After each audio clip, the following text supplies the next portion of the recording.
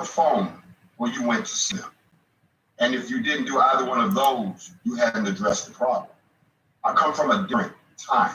To see that we've achieved all this technological growth, we're at least partaking, but we have not evolved sociologically as people. It's just like giving a blowtorch to a baby or a gun to a monkey.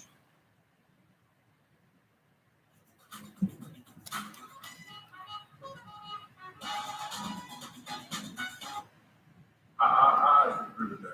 I'm a firm believer that technology is somewhat evolved as a society, especially with upon social media. Like everybody is a social media savvy.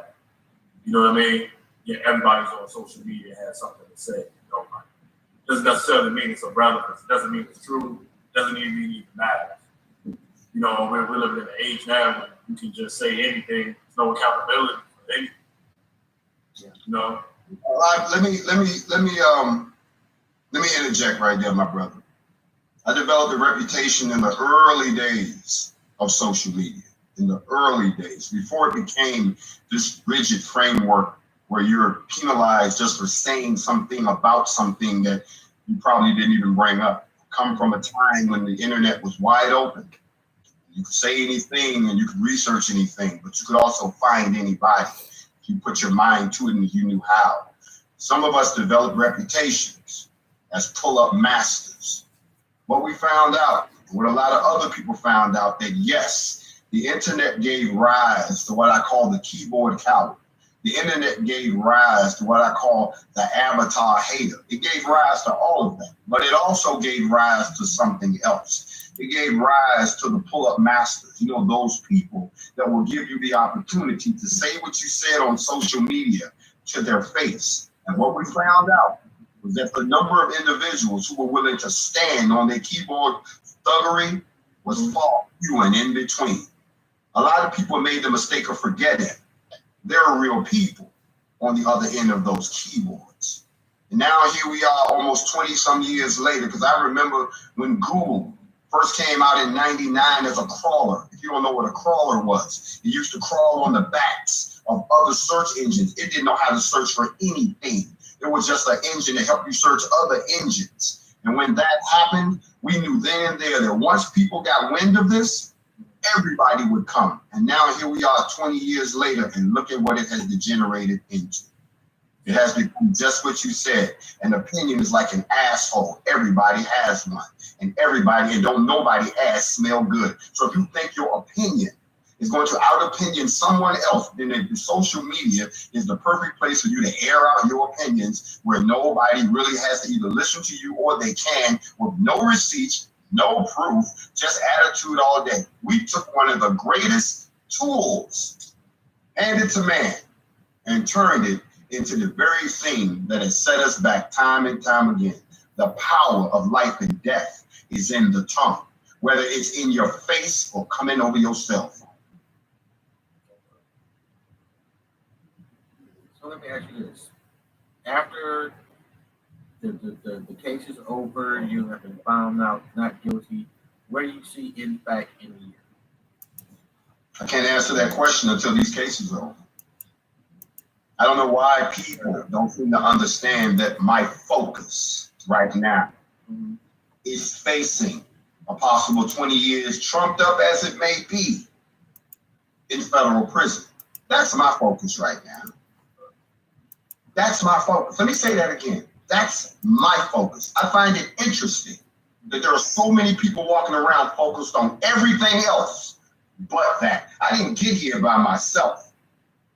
I got here because a year ago at this time, right about now, I was sitting up in the house on quarantine, getting fed up the same way y'all getting fed up right now about all of the situations that are going on. Y'all fed up about 20-year-old Dante getting the taser or the gun. We don't know. Y'all upset about 42-year-old Mr. Brown who was shot in the back. They said it was an execution, the way they blew the man's head off. 32-year-old, you got another brother, Isaiah Brown. He was shot 10 times by a cop. They gave him a ride home, and they don't know how that happened. Then we got, of course, Makia Bryant. They shot her as soon as they pulled up. Y'all got plenty to be upset about right now. The same way last year, this time, I got upset about Ahmaud Arbery.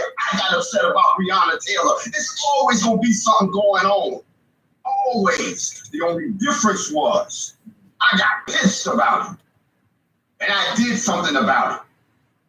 So what's in the future for InFact? That ain't the question. The question is all you people that wasn't thinking about nothing like this a year ago. It wasn't nowhere on your mind. I don't care what organization you claim you belong to. Nobody was active like this at all. So we kick-started it. And now gave the blueprint to everybody. Yet everybody's sitting around wondering what is InFact going to do. You know what? I'm hearing so many people who think they got this thing figured out, who don't seem to understand that what I did last year, I caught them off guard. They're not going to be unprepared this time around. They've already passed 34 new gun legislation bills this year alone. And most of them are in response to what they saw black people do last year. Don't you know they passed a law in Florida, Ohio, and it's one other state where now it's legal for people in cars to run down protesters? Well, I wonder who they made that for. Did you know that when we went to Stone Mountain last year, and we went up to Stone Mountain to answer the threat, not to talk about a statue, I don't care what story they told you. Don't you know that the Ku Klux Klan and the Sons of the Confederacy have been coming there for almost 36 years, every Memorial Day weekend, so they could, do the white thing, burn the cross, talk about how great it was when they used this was the home of the Klan. They came back this year and they were told, no, you will not do that here anymore. They said, why not? Because we changed the law. No one can come up in here anymore. No one can march up in here anymore. No more. They said we don't have the resources to protect you anymore. They're like, what are you talking about? We've been doing this for years. We cannot protect you from what we saw last year. They changed the law. They just signed the no-knock warrant in Kentucky. Now the governor just signed it. Now, I need y'all to understand something. That what I'm seeing right now is that people are acting like nothing changed from last year. It did change. We got a new administration that's big on gun control. We got a new administration. Watch this. We got a new administration and a new president that did on day one what I was going to do on day one. He did for the Asians what I was going to do for black folks on day one. Use executive privilege to create an agency within the federal government so that a citizen is involved in a police-involved shooting like the ones we're talking about right now, it would automatically become federal. It wouldn't even go to anybody local, no grand juries, no nothing. And then on top of that, any lawsuits and any type of damages or so forth that had to be paid will come out of the police pension fund. That's what I was going to do day one when I sat down. Isn't it amazing that we got a president? There are all these amazing things on day one for everybody except the people that he asked to vote him in office. Y'all hear me talking? We did vote him in office. Yes, we did. Yes, we did. As a matter of fact, he went on the radio and said, if you don't vote for me, you're not black. Which was his way of saying, vote for me, because I know you're stupid enough to fall for this. Because you're not asking me for anything. The same way we didn't ask Barack Obama for anything. We just was glad he was black. We knew we couldn't ask Trump for nothing. Hell, we was lucky to get out of that administration by the skin of our teeth. People don't seem to understand. NFAC was born out of the Trump administration. It wasn't born just because. It made it hell easy for Biden to get elected. Very easy. Yes. Very easy. I wanted to talk real quick about two things, though. We had the situation in Atlanta where they had the guy that shot up the spot. And then we had the situation where the guy went into the grocery store in Denver, shot up the place. And then we had the ex-co-worker at FedEx went up there and shot up the place. We had all these mass shootings back to back, plus all of the police-involved shootings, whether they're kids or whether somebody claimed they didn't know. Ooh. I want to share something with y'all. I said this a while back. I said, And it's interesting you all are asking me about the status of my case. Think about it. They're not going to move on my case while the Chauvin trial was going on. Right. They weren't going to do that. That was a very tricky slope they was on. Suppose, let's say they found me, they dropped my stuff. So I'm free. I'm back on the street.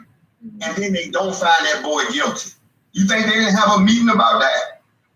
Nah, keep him where he at until we find out what this thing gonna do. Okay?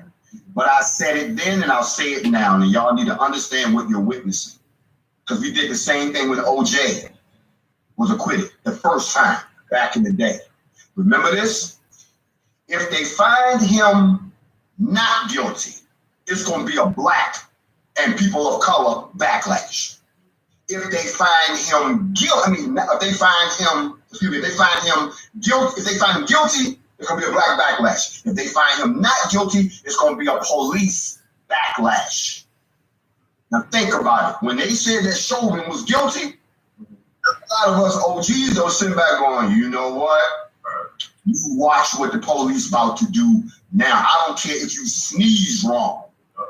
You're going to get this work. And what has happened since that verdict? It's been, hell, they didn't even get the verdict out the door good. Every day. Yeah. Every day is somebody now. Every day, oh, I made a mistake. Oh, I slipped. Oh, this, oh, that. There's always going to be a backlash. There's always been backlashes. Our job as a people is we've been backlashed enough that we should know it's coming and be prepared for it. And everybody should act accordingly. Y'all know the moment they convicted that boy, that every black person in America should have been like, well, if I get pulled over, it's a different mode altogether. If you didn't see that coming, same thing. When Trump lost the election, what I don't want to say white backlash because it's not all white people. I call it the white Trump backlash. Okay? Because now what you got is all of these people who was comfortable for 4 years being openly racist. And nothing happening to them.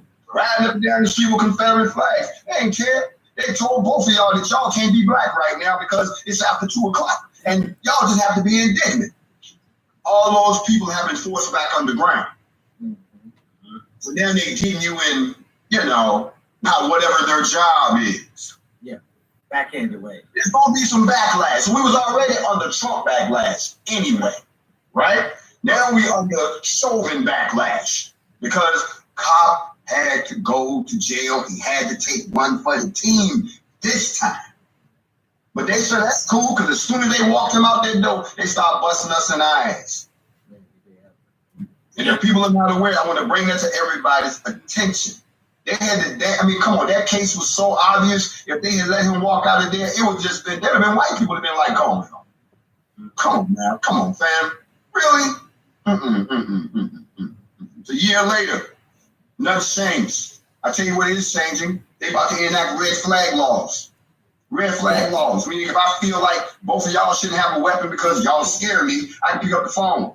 They can come to your house, take your stuff. They are now passing laws that restrict law-abiding citizens, not criminals. I don't know not one criminal who goes through a background check. Do you? So tell me how all of this gun control is going to stop criminals. It's not. It's not. It depends on where you affect the gun control. You start with the manufacturers. And I will say this too, like you should not be able to purchase a gun. Like I should not be able to come over to your house and buy a gun. I should not be able to just randomly have a transaction with a firearm and you not know that I'm not a nutcase, or that I'm not, I can legally purchase this firearm. I want to hear the other brother's opinion before I speak. Nah, I'm with you. I'm pro gun. I'm pro gun. I can't. So let's do something that they don't think black people do, but we do when they're not. Let's engage in a very educated conversation about the history. When they scream gun control, they act like we don't have laws on the books. You start talking about some of the laws. I'm talking at the federal level. I'm not talking about the little local laws around your city. But if you knew your history, you'll find out that every time that something like this done happen, at some time in the past, they put a law in place to deal with it. The question is, are the laws being enforced? Now, this is 2021. But when you talk to people about the National Firearms Act, you got all these cats out here running around thinking they gun dealers and gun licensed dealers. But when you talk about the NFA, they're like, oh, yeah. Really? That was passed back in 1934. 34. Now you gotta understand what they did was, even when they wrote it, they had to modify it because they said that it was unconstitutional in so many ways.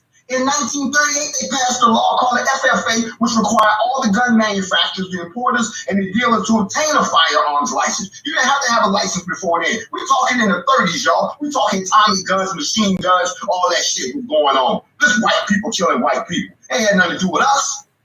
Gun control had nothing to do with us at first. Then you had, in 1939, they had a case called United States versus Miller, where they ruled that Congress could regulate the interstate selling, watch this, of short barrel guns. They said they didn't have shit to do with the Second Amendment. It did not guarantee you a sawed-off. Okay? You can get a long rifle for that. They did that back in 39. Then in 68, after Kennedy got killed. See, people got to realize this country already has been through, after Kennedy got killed, after Robert Kennedy got killed, after Martin Luther King got killed, and President Johnson pushed legislation. That was when we had the Gun Control Act of 1968. They put these laws in place, and they even added stuff that we hadn't even thought of. They were talking about bombs and grenades and mines, and they expanded the definition of a machine gun. This is way back 60 years ago. It wasn't until 86 when they passed the Firearms Owners Protection Act. But that's when they tried to help us out, because now the government was overreaching. They were starting to ask for all kinds of stuff. Now, that's why they had to put laws in place when they had the Brady Handbill of Violence Act after they tried to kill Reagan. Yeah, like my man said, I shouldn't be able to come over your house and just buy a piece off of it. I have to have an idea of who I'm selling the weapon to, because it can come back on me. You understand what I'm saying? We got to have some kind of record. You know, it takes, maybe he was cool all this time, but now he done found out somebody's wife. I don't know. And now he in flip mode and I don't know it. You know what I'm saying? So maybe I do want to keep a record of that. If y'all remember when they had the DC sniper, when the DC sniper was on the loose, I was stationed down at Fort Bragg, North Carolina when that happened. And that was right up the road in Virginia. Don't you know that they was trying to find everybody who owned an AR-15 to make sure you had your weapon? And if you didn't have your weapon, you had to tell them where it was at. And if you couldn't tell them where it was at, that was not a good look. So you got to remember, they put all of these protections in place for us too. People like they hate on the NRA, and I ain't got no love for the NRA, so I don't think I'm supporting them. But one of the things that they did do for their own kind was to make sure that certain things was in place, like you couldn't have a registry of who had what. You know what I'm saying? They made sure you can't do that. You can't go door to door and know what we got in this house, but they about to change that. There was a time when there was no limit on how much ammo you could have. Now you buy 1,000 rounds, they got to get a phone call.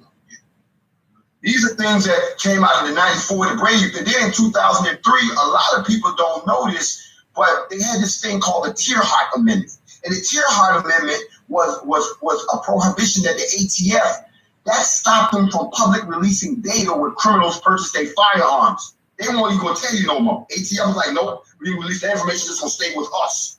Okay? And then George Bush, the one that we hated so much, not Junior, Senior, he passed a law. And then his son came behind him and passed the Protection of Lawful Commerce Act. See all these laws I'm telling y'all about? That was in 2005.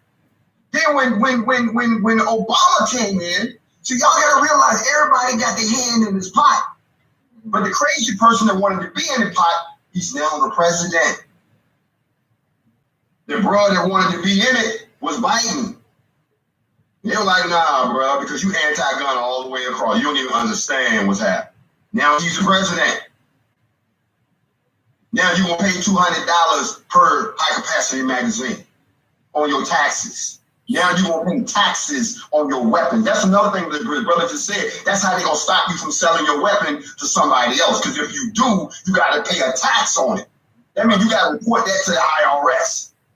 The same way they developed the NICS, the NICS background check system after the Brady bill, because now they wanted background checks and doing about firearm. They established a database, but couldn't nobody see it but law enforcement. Now it's about to be a whole new game. This is the world we live in right now. And because of the world we live in right now, and we're not gonna stay on the gun thing. What I'm really talking about is the atmosphere that we live in as a people. We have to be aware when there's backlash coming against us. We have to speak up when we're overlooked. Like we just got overlooked when they handed out all the goodies and all the bills to everybody. We didn't get nothing again. Okay? So my thing is, as I said before, when you ask me about like the brother said, I'm a gun guy too, but I'm not a gun nut. There's a difference. I'm a gun guy. I believe in defending myself. I believe we should all be able to defend ourselves. But I would never encourage anyone to attack anyone unless you can sustain the attack. I mean, don't respond out of emotion when it comes to guns. That's the wrong thing to do. A gun is a tool to get your point across. And the reason I think that not just myself, but most people ask you about NFAC is because of how successful you have gotten with Impact. It's like when people say they a victim of their success, so to speak. Do you think that we look at you that like you are in fact, when in actuality it's a global brand? Does that make sense? Much of the leader. First of all, let me salute all of the members of the NFAC around the world. I have to say I have never been more humbled by a devoted group of people who stay focused on the goal, even if the goal won't be achieved in our lifetime. So I have to send out a salute to them. I have to also, since you brought it up, I have to also give a special salute to the NFAC in the United Kingdom, which has been steadily doing protests at all of the U.S. embassies and the Buckingham Palace for about a month now, to have the charges against me dropped and to put some pressure on the U.S. government to bring some attention globally to what's happening to me here in the United States. So it's not so much of being a victim of my success. There's no success here. We have not won anything as of yet. There are those who feel like what we did here in the United States really didn't amount to anything. They'll say, well, they just walked around, they didn't do anything. No, nobody shot at us. That's what happened. We showed up at the party and nobody wanted to dance. So what were we supposed to do? There are those who will say that, well, anybody can do that. If anybody could have done it, it would have been done in the last 60 years since the Panthers did it back in the 60s. So I would say that it's not so much a measure of success. It's a measure of how many people understand that what we did and what we're doing is necessary, and what we did before, those methods cannot work anymore. They don't work. They have become immune to them.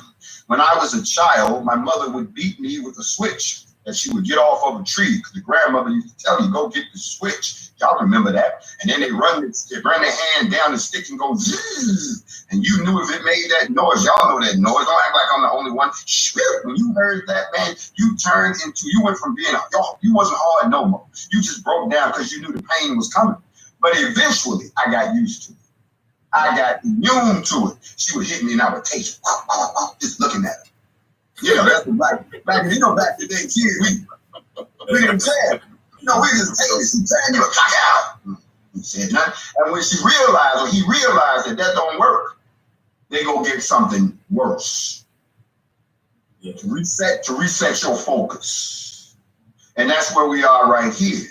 A lot of people don't realize that what INFACT is doing around the world. Somebody told me once, they said, well, I don't get it. INFACT hasn't done anything. I said, that's interesting. Blacks stood up, laws got changed. Stone Mountain, the laws got changed. Breonna Taylor, we got traction on the case. And even though the charges were flimsy, they came out with something and they settled it out, didn't they? Trayford Pellerin down in Louisiana, we came down there and got the people riled up, and also let the congressman know that these black folks got relatives in other parts of the country and you ain't gonna do them any kind of way. Now they have a black police chief. They got rid of the one that I dealt with, and they've even got some other black folks in power down there now. inspire the world when we were down. You see, we were down on our knees last year. Everybody was, especially us. We was at the bottom of the ladder on our knees. Yeah. And at a time when somebody needed to speak up and tell us to stand up, shake it off, walk it off, toughen it up, and remember who the hell we are, and inspire the whole world, because the timing was right. That's the major thing. And more than anything else, taught us that it's okay to love ourselves again. People say that we kick-started the Black movement, gave it a shot in the arm that it needed. Now everybody's juiced up, and that's a good thing. Gun sales through the roof for Black folks, to the point where the white folks are saying it ain't no more ammo, it ain't no more guns. We need to check everything now. And just as you said before, the NFAC has become a force worldwide to be reckoned with, not as a threat, but as a building block for all Black people to have something that we can call our own to determine our own future, even if we got to infight about it. But at the end of the day, it's ours. So when people say that to me, I said, well, isn't it interesting that the feds just announced that they're now investigating the Louisville Metro Police Department because of their practices? I wonder what spurred that. We're in the season of the needle and the bullet. I taught about it. I told you all this was coming. Now the vaccines, which are nothing more than a test trial, or they'll probably cut you off for me saying this. But if you haven't watched the needle and the bullet, just go back and watch it. I don't have to say nothing here. Y'all know what it is. And if you've taken the vaccine, no comment. Until we stand up differently. Until we stand up differently, they will continue to step on us the same old way. Black people, you have forgotten your mission. When I was in the Army, they used to always tell us, you have one mission should you become a prisoner of war. One mission, escape. And never give up escaping. Never try, never stop trying. We were slaves, irregardless of how we got here, and some of us was already here. The escape is not physical. We still haven't escaped mental. Thanks. Thanks. Can we do a better job of resolving our differences?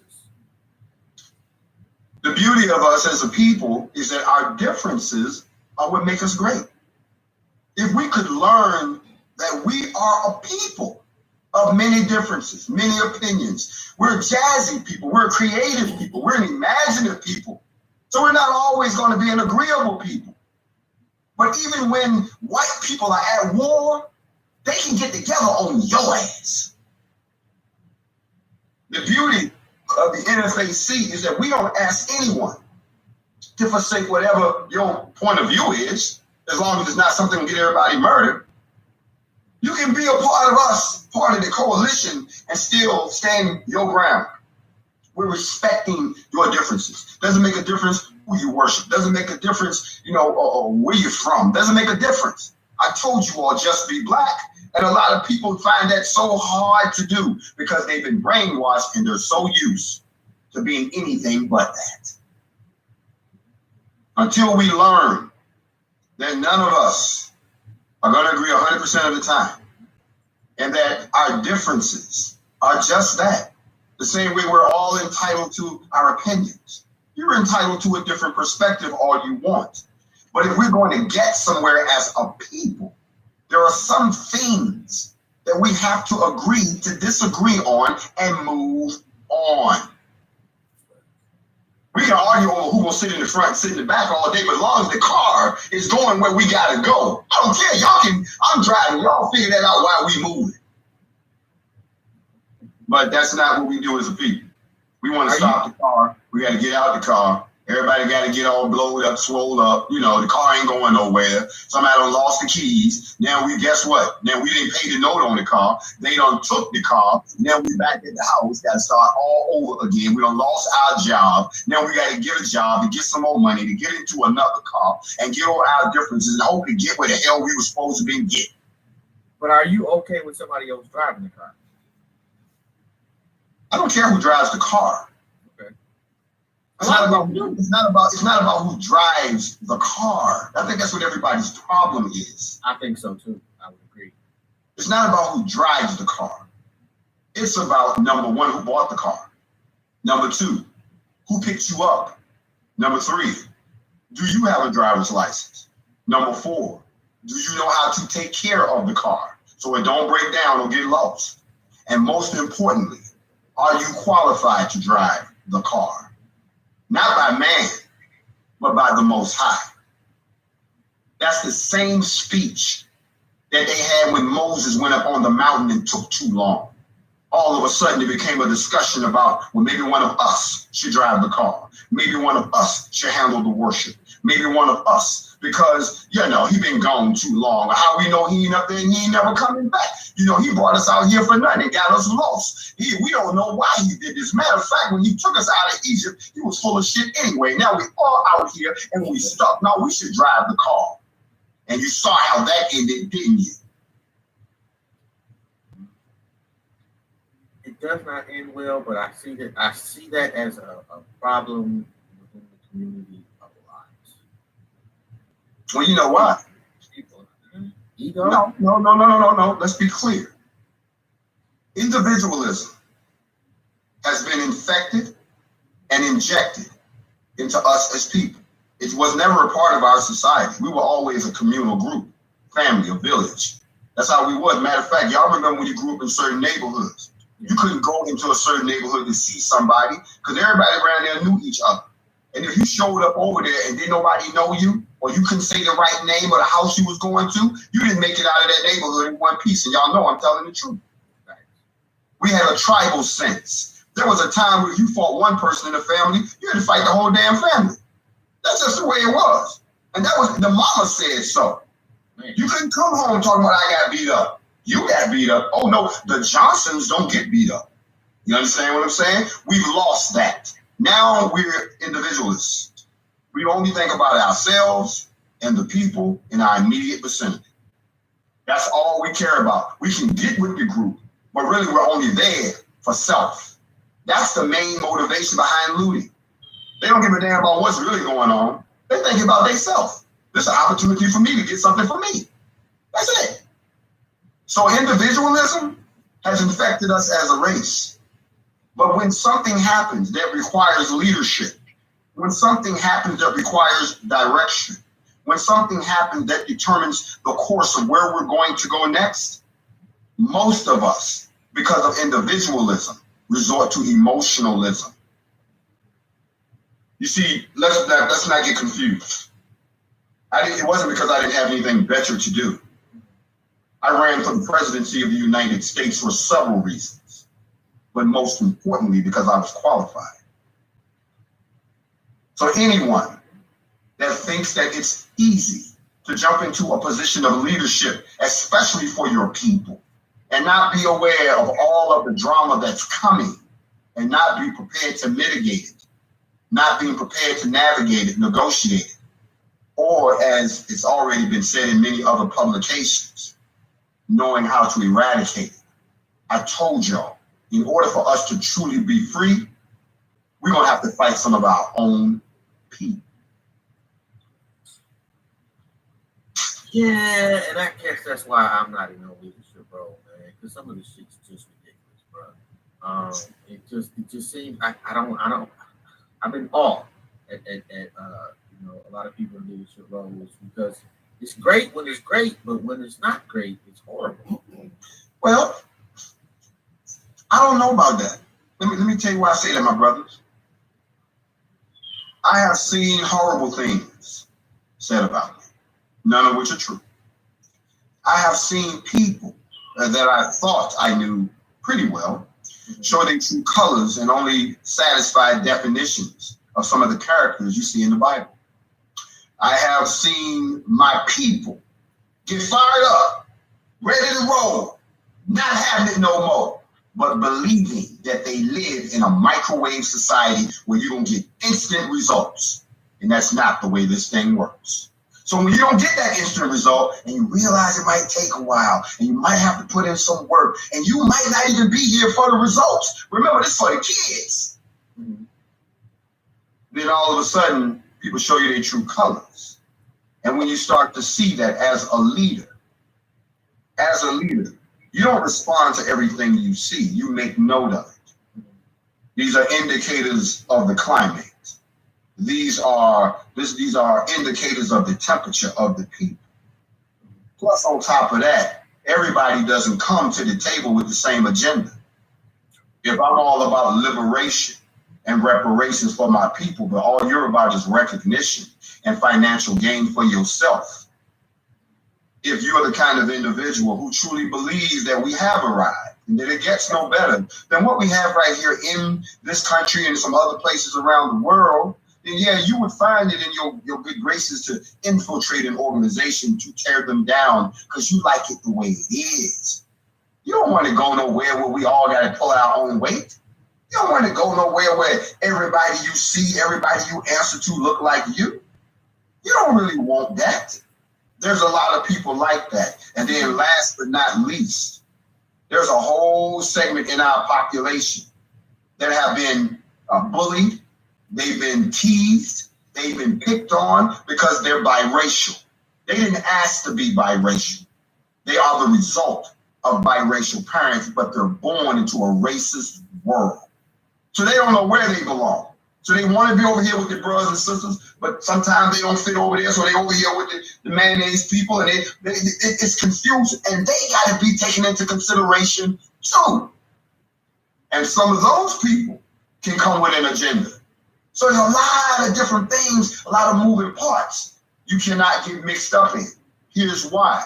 What did I say before? And I've said this many times on many shows. Unity is not everybody getting over their differences. That's not unity.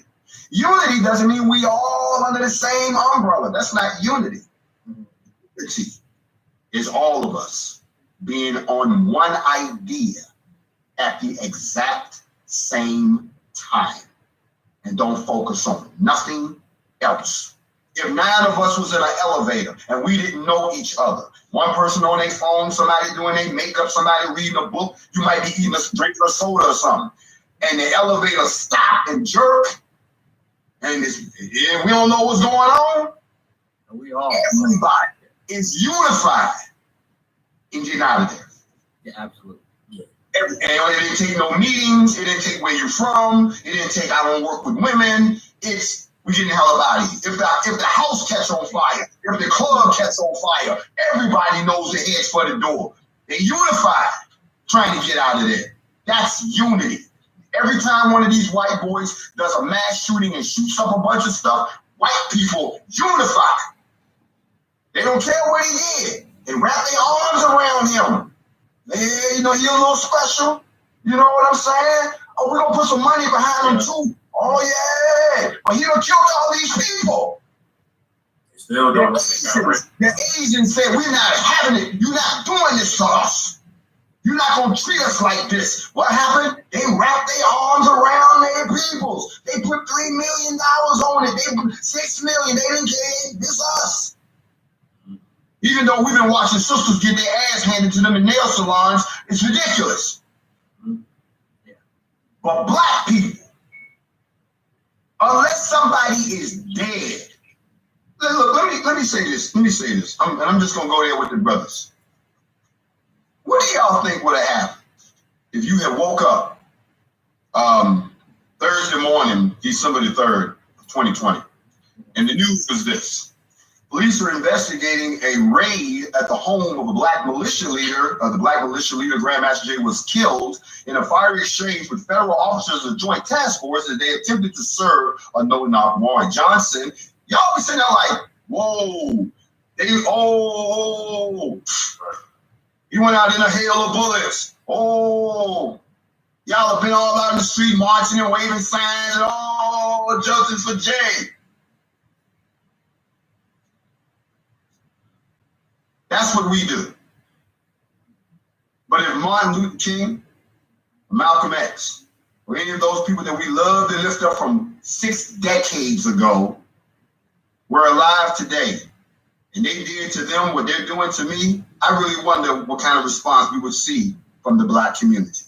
Because they say the way you treat your leaders is the same way, is the same way you treat God. You believe him, but you don't believe what he says. I think that's what they do with our Black leaders. We'll sit back and spectate. Yeah. I'm just keeping it a buck. I'm sorry, I just gotta say it's not hating on nobody. I'm just telling you what we do as a people. These are observations that people are making from overseas. The people overseas are watching this. And they're going, okay, they grabbed your boy. We thought we were gonna see the biggest demonstration in the history of, okay, no, that didn't happen. Okay, they got your boy. And y'all say the charges is bogus. Okay. Okay, so y'all just wait to see what happens. Oh, so y'all spell. Oh, okay. Yeah. Yep. And we'll be honest. Yeah. And I know we ain't got but a few minutes to go, but let me ask you this. Is there any criticism that you've heard of you that you thought was fair? I think that all criticism is fair. Everyone's entitled to their opinion. You can criticize me all you want. But if you're stating a fact, make sure you have the receipts to back it up, not something that's been whipped up on the internet. People can criticize all they want. You see, I was raised this way. They say you can talk to God all day. That's really not important. What's important is if he talks back to you. And he don't talk back to everybody. So people can criticize all they want. Only thing that I have to say is this. There's constructive criticism and there's destructive criticism. So if you want to criticize the movement, or you want to criticize the Black militia, or you want to criticize me as a person, then you're entitled to your opinion. But I always ask people this. Whenever someone criticizes someone, always ask them this. How does this profit us? You in my ear talking about this brother right here, but okay, I hear you, but how does this profit me? Okay? If it doesn't profit me, get out my ear. And if you're criticizing someone because of your own shortcomings, remember there's an old saying, we always accuse somebody of what we would do if we were in that situation. I don't think I ever heard that one. That's true. It's very true, man. Wow, man. And you know, man, it's always an honor. And it's like my thing is, and I, you know, I like to think, kind of like being wrong. We don't like to tear down anybody's. Ain't nobody perfect. People going, you know, like everybody is a person. You are not flawless, you know. But we like to focus on the greatness in the individual. Well, hold on a second. When did we as a people get infected with perfectitis? See, that's something that we don't bought into. That's a good question. When did all of a sudden you got to be perfect to hold a job? Don't you know half the people in Congress got criminal records? If you go and look at some of the stuff they've done. And most importantly, when did we become a people who don't give credit to people for growth? Malcolm X was Malcolm Little, but y'all like to ignore that. And anybody watching this broadcast knows, if you could meet yourself 5 years ago, you're not the same person you was then. You probably wasn't even doing the same thing you was doing then. If you're in your 40s, 50s, or 60s, you probably had 4 or 5 different jobs. You probably been a radio broadcaster, a preacher, and a truck driver. You've done whatever it took to survive. But all of us should be growing. And it's very scary when someone thinks that you're the same person that you was 5, 10, 25, 35 years ago. Only a fool makes that type of mistake. I love all of you all. I love all my Black people brothers. I'm so glad y'all had me on. Anybody who's still interested can donate to my legal defense fund. The GoFundMe site is still up. You know, I'm still fighting these cases in spite of what the naysayers are saying. And yes, these are very expensive cases. So you do what you do. If not, I can understand. But you can go to GoFundMe, Legal Defense Fund. If you're still interested and want to learn more about the NFAC, you can shoot an email to us at info@blackinfac.com. If you're in the UK, same thing. It's info UK at blacknfac.com. And anyone else who's curious about the NFAC, please feel free to just shoot us some general questions. We're more than happy to talk about the organization, what our qualifications are, what our mission statement is, and what was asked today. What is our next plan? Our next plan is the same thing I was working on before, and that was us going out into the neighborhoods and actually setting up the community policing models. And there's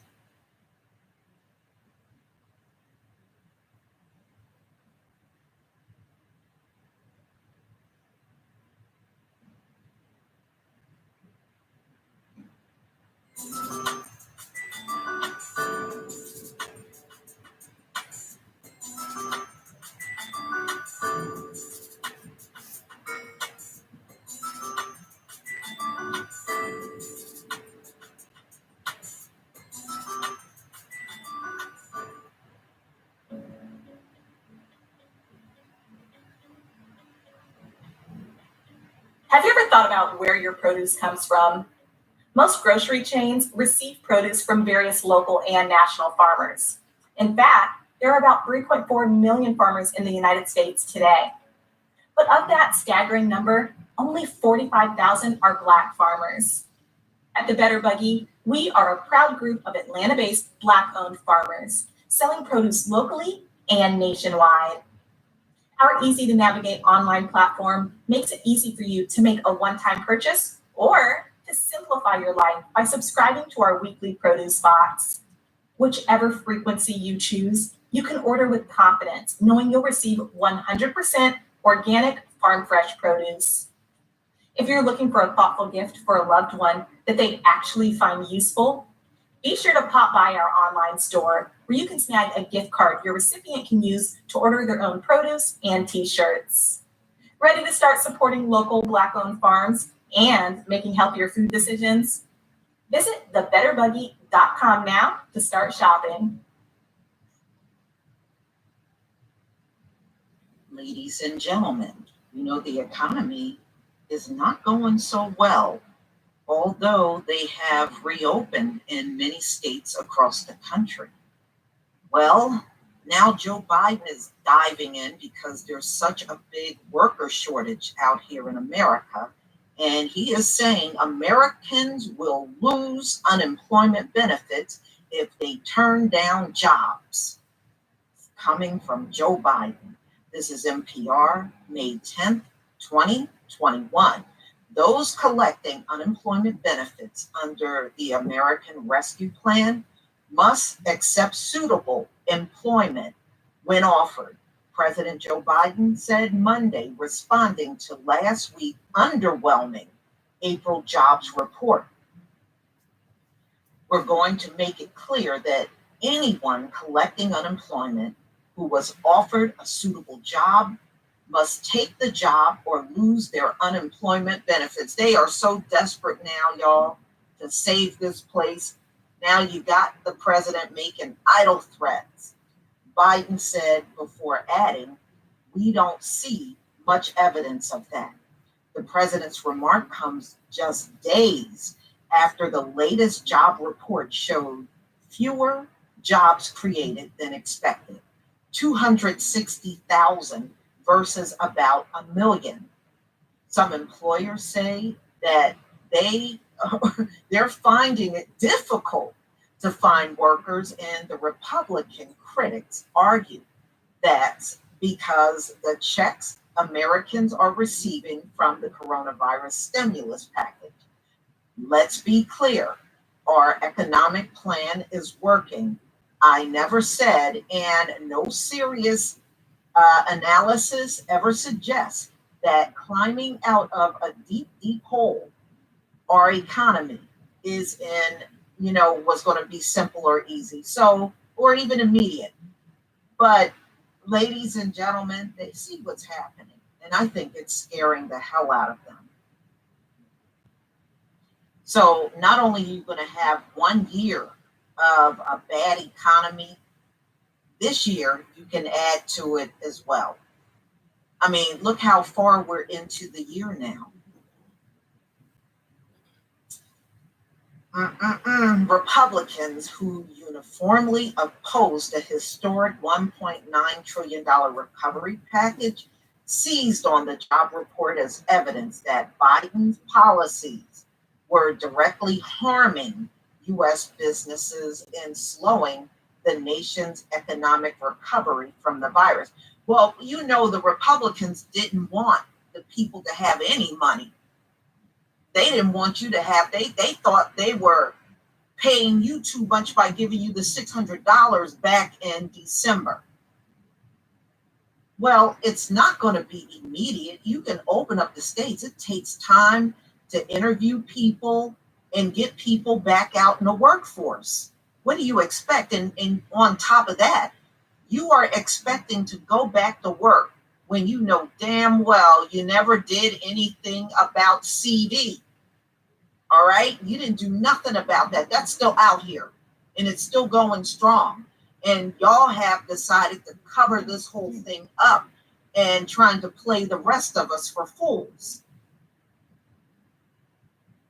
This is a stunning economic setback. Rep. Kevin Brady, Republican, Texas, wrote in a Friday tweet after the report came out. All right? And I think another part of the problem is these employers are out here offering crumbs. You know, you can best believe they're not offering you a top-notch salary. They're not. They're not going to do that. They're going to offer you crumbs. Unequivocal proof that President Biden. You have a special light to give. Donate your plasma to brighten the lives of patients around the world, especially now. Give your light. Donate plasma. Find a Griffel Center at griffelsplasma.com.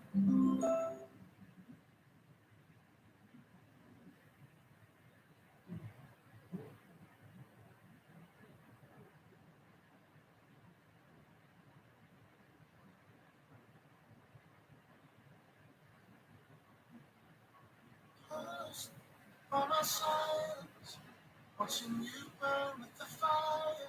I'm so tired of the struggle. Lover, I'm gone, 'cause you are never gonna change. And it was war in your eyes. I knew I had to walk away. It was war in your eyes. And I could have been a fight. Holding my fist a little tight, finding my breath, saying love you did me wrong. And I could have been so many things could have told you. All of that time it was wasted on your love. Should said I've had enough. Cool, paralyzed. Keeping me unexpired, always stuck in denial. But lover, I'm gone, 'cause you are never gonna change. It was more in your arms. I know I had to walk away. It was more in your arms. And I could have fired.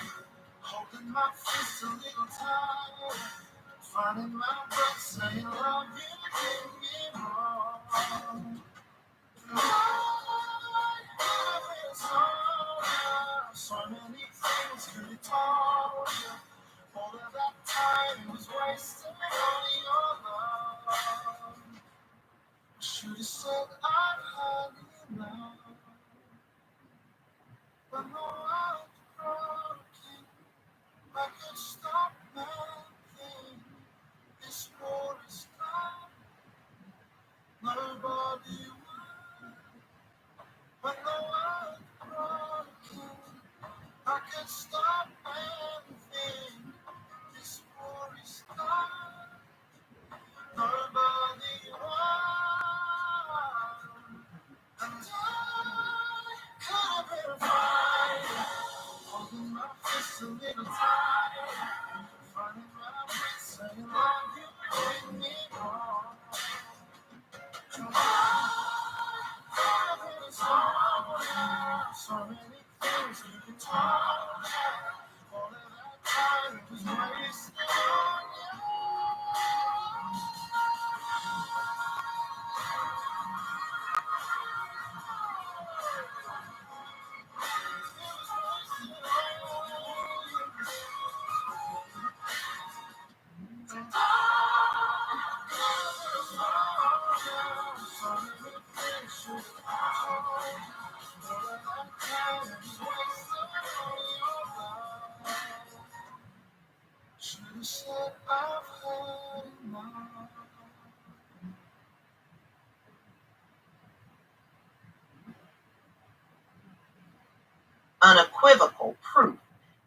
President Biden is sabotaging our job recovery with promises of higher taxes and regulation on local businesses that discourage hiring drives jobs overseas. Well, Biden hasn't been in office for driving jobs overseas. No, he ain't been in office long enough for that. Brady leads the minority vote on the powerful House Ways and Means Committee. The Twitter page for Republicans on the committee wrote Friday, U.S. job growth for the month of April fell far below what experts had predicted. Democrats are paying 4 in 10 jobless more to stay home than to return to work. Well, it is a lot more involved than that. You know, you still got a situation with your children, and you also, you got to consider child care. And what are you offering the people? That's what I want to know. Look, they didn't even want to give $15 an hour minimum wage. You know, Joe Biden did try to get that, but that didn't pass. In his Monday remarks, reporters, Biden pushed back on the suggestion that funds from the progressive relief package were being abused in any meaningful way and encouraged employers to offer competitive wages to court Americans back into the workforce. Exactly. Now, I do agree with him on that. Give people a damn wage they can live on. And I also believe that's a reason why it's slow, and they're not talking about that at all. These wages they're offering are a joke. My expectation is that the economy comes back. These companies will provide fair wages and safe work environments. And if they do, they'll find plenty of workers. And we're all going to come out of this together and better than before. He said, no one should be allowed to game the system. How are you going to game the system? We're really at the system's mercy until they send money out to the public like stimulus money. And y'all don't even do that every month. And we know, unemployment ain't crap when you look in many states. I don't know, how do you game the system? And it's the government is holding the bag. And these politicians are deciding whether you get. You can't be with those you love during Ramadan. Send them and those in need the gift of money with World Remit. Give yourself time to pause, reflect, and reset. Peaceful in the knowledge that your gift is on its way with World Remit.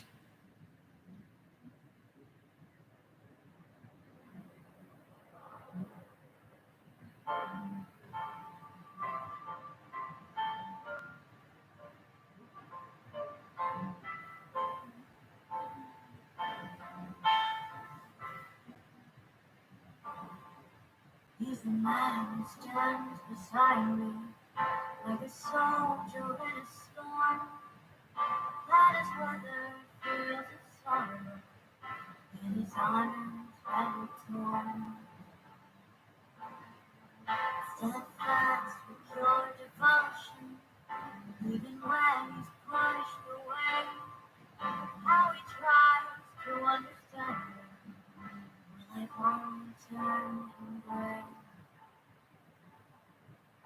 In the kitchen, we're slow dancing. Rest my head upon his shoulder. We pretend we're still romancing. But now we're getting older. I swore the moon would carry us home.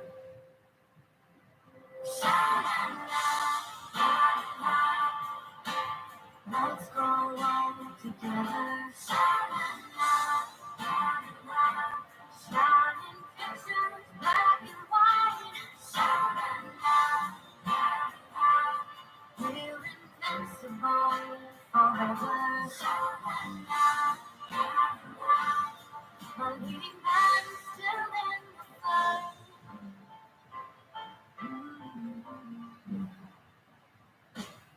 7 years of tears and laughter as you stand outside my door, waving roses around the corner. I protect the bloom from hope and rot of sadness from your pretty weary frame. We'll break free from human madness when you think there's no to blame.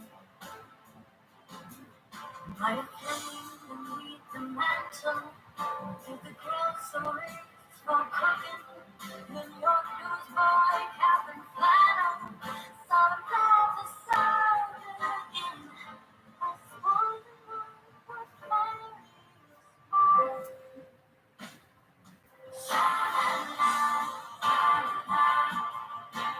let's go on together. Shining pictures black and white. We'll be surprised forever. We're unstoppable tonight. We're unstoppable tonight. Being next in the fight. Break the city open wide.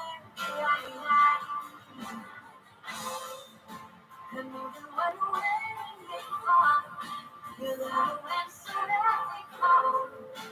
And through it all, you're on the side for more.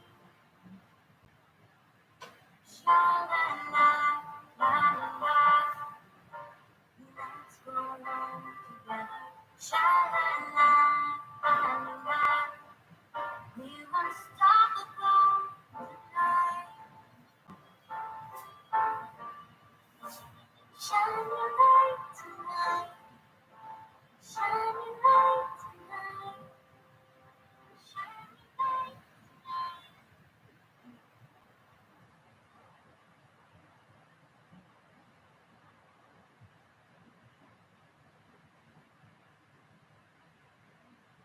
Deciding whether you get money or not. There's not much of a bag somebody can hold. Biden said that while he took allegations of fraud seriously, the government could not turn our backs on those who lost jobs as a result of the pandemic. He placed the blame for the sluggish state of the national economy on his predecessor, former President Donald Trump, who Biden said bungled the handling of the virus and its fallout. Will insist that the law is followed with respect to benefits, but we're not going to turn our backs on fellow Americans. 22 million people lost their jobs in the pandemic through no fault of their own. They lost their jobs to a virus and to the government that bungled its response to the crisis and failed to protect them, Biden said. Americans want to work.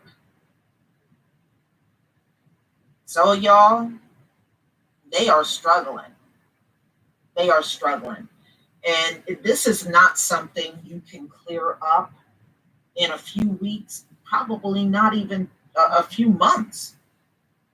You're going to have to do a lot of hiring in America from now all through next year if you plan on keeping this economy going. And it's not starting out so well. And you're going to start seeing more and more of these articles about the economic problems and the lack of workers out here in the economy. Yeah, you got it open, but you are far from clearing up this problem that you have. Far from it. But y'all, please tell me what you think. I think this is going to be dragging on all through next year too. I really do. Because if you remember, you got a situation where businesses are gone and they are not coming back. So you're going to have a problem with people starting to get jobs And some people will be waiting a long, long time before they are hired. And that really is the norm during any recession. But this, what we have gone through over the past year, is gone far beyond that. It really has. But please tell me what you think, ladies and gentlemen. Please leave your comment and subscribe. Don't forget to hit on the notification bell. And I'll see you on the next video. Bye, Babylon. Peace, family.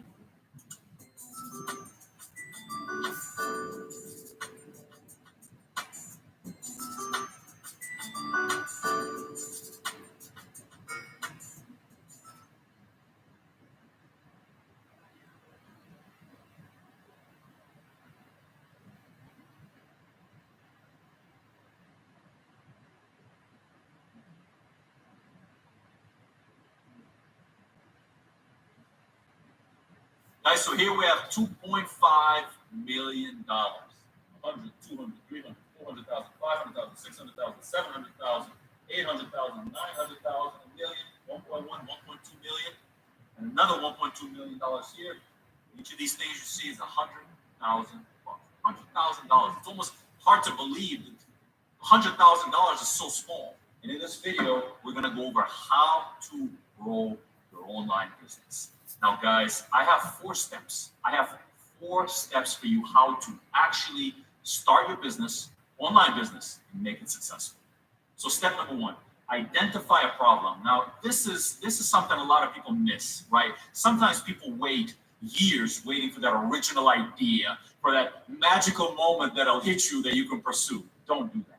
You should start and do something today. You know, it's better to start today and learn over time than waiting for that perfect idea, that perfect business that might never happen. So start today, build today. And where can you get ideas? My advice for you for business ideas, use YC, right? So YC is this accelerator in San Francisco, and they fund a lot of innovative companies. Use their ideas, right? Go to the YC portfolio website and look who they're funding. Not only you can do those exact projects, but you can also get other ideas. Oh, this is interesting, right? So you might even get your own ideas on top of their ideas and see what other people are doing. Don't wait for original ideas to build your business. Build your business now. And remember, I have 3 rules for this, but please do not violate my 3 rules of business. Whatever business you do build, make sure it makes at least 50% gross margin. That means whatever product or service you sell, at least 50% of that goes to you. Make sure you can build the technology and make sure you can reach your customers. If you violate any of those 3 rules, that business idea is not good. If you fulfill these 3 rules, you will build a very, very successful business. So that's the first part in building a successful company. Step number 2, how to launch your online business, is you got to build your MVP. So what is an MVP? That is a minimum viable product. Now, guys, the main mistake I see founders make is they take 6 months to build a product. I knew this engineer named Himanshu. This is a real story. Himanshu, who joined my company, actually, he interviewed for a job, and we hired him. He was spent 6 months building software that he didn't know nobody needed. So imagine if you're building a company, if you're coding for 6 months, then you release it, and then nobody wants your software. Don't do that. The key lesson I want you to remember forever is you have to build your MVP in 2 weeks. That means your minimum viable product has to be built in 2 weeks. But, you know, you have a lot of good examples. You know, Facebook was built in 2 weeks. In 2 weeks. Twitter by Jack Dorsey was built in 2 weeks. Instagram was built in 8 weeks. Yeah, it wasn't the usual 2 weeks, right? But they learned iOS during that time. Meaning they did not know iOS. So they learned iOS during that time and they made it like a world-class product. You don't have to launch with a world-class product, right? And that was built in 8 weeks by 2 guys. So the key lesson here is build your MVP fast, because that way you release it into the market, you'll see how people respond, and then you can iterate. And before we go any further, I'd like to briefly say that this video is sponsored by System.io, guys. Now we get the best sponsors on my YouTube channel. We get the types of sponsors that help you grow your businesses. And this product is a must. This product is a must to grow your company. Why? They have 5 things to do to help you. 5. 1, sales funnels. I'm sure you need sales funnels, whether you use it to capture emails, to grow your list, or you use it to sell your products. They allow you to easily create your own sales funnels. Then they have email marketing. I'm sure you're doing email marketing. Like, I'm confident you are doing email marketing or really considering doing email marketing. They have email marketing for you, so that way you can create autoresponders, right? The auto emails to your people, to your subscribers, or even blasting your newsletters. They can allow you to create your own affiliate program. Maybe you want to launch that affiliate program so that way other people can bring you business. They even they allow you to create your own online course. Meaning you've always wanted to launch and sell your online course so then you can start making money from your craft. I'm sure you have knowledge. I am sure you have knowledge that others will pay for. And now you can actually monetize your knowledge by creating your course through this tool. And lastly, they have marketing automation. So if you want to run your business on autopilot, so you can do something else or take up another initiative in your business, you can use this tool for marketing automation. So System.io is, by the way, it's pronounced System.io, but it's written like Systemi.io, is a must for any entrepreneur who's growing his business. Click the link below, sign up for this product, and guess how much this costs. Now think about the things that I've listed for you. That's a lot of stuff, right? Sales funnels, the marketing automation, the email marketing, creating your online course. Like, this is a massive thing. You'll spend hundreds of dollars a month on these type of services, but you can use System.io for free. Click the link below, and they have a free plan, a permanent free plan. Click the link below, sign up for System.io, so that way you can stay on this free plan unless you want to upgrade, right, if you need more services. Click the link below, sign up now, so you'll make your business more successful. Step number 3, sell. Here's where a lot of people go wrong. A lot of really good, really talented founders go wrong. You have to sell your product. By that I mean, when you release your MVP, right, your product is ready, your business is ready, start selling it. I want you to do everything possible, work as much as you have to get 10 paying customers. 10. And do it manually. Don't optimize your ads. Don't set up advertising. Manually go out and get 10 customers to pay you. 10. Get 10 customers. Give you cash. Now, it doesn't have to be $100,000, whatever your price point is. But get 10 customers to give you money. 10. Because as soon as you do, you've achieved the you've achieved the moment of product market fit. Now, here's the definition I want you to remember about product market fit. That is when your product, this is your product, this is your customer. Product market fit happens when you show your product to the customer. That is a magical moment. You know, a lot of founders, they build a product, they show it to the customer never buys it. That sucks, right? It sucks to be building a building. Hey, no matter what business you have, you show it to the customer and they don't buy it. If you don't have product market fit, show your product to the customer. Then you have product market fit. You know, for my YouTube channel, the channel you're watching right now, we started selling sponsors in the first 2 months. In the first 2 months of release, we started chasing down advertisers and sponsors to get them to advertise on this show, this exact show, to see if we could get any money, to see if anybody would pay us. Because guess what? If nobody pays me, I don't have product market fit. So the key thing for an entrepreneur is to achieve that product market fit. So as soon as you get 10 paying customers, you have product market fit. The fourth step is grow. Now, guys, I'm assuming you got 10 paying customers. It's time to grow your business. Now, I only want you to remember one thing for this. One thing. And the one thing I want you to remember is make 10x moves. What I learned and what I mean by this is, let's say you make whatever, $100,000 a year. If you make $100,000 a year, make 10x moves. So this way you can grow your business 10x.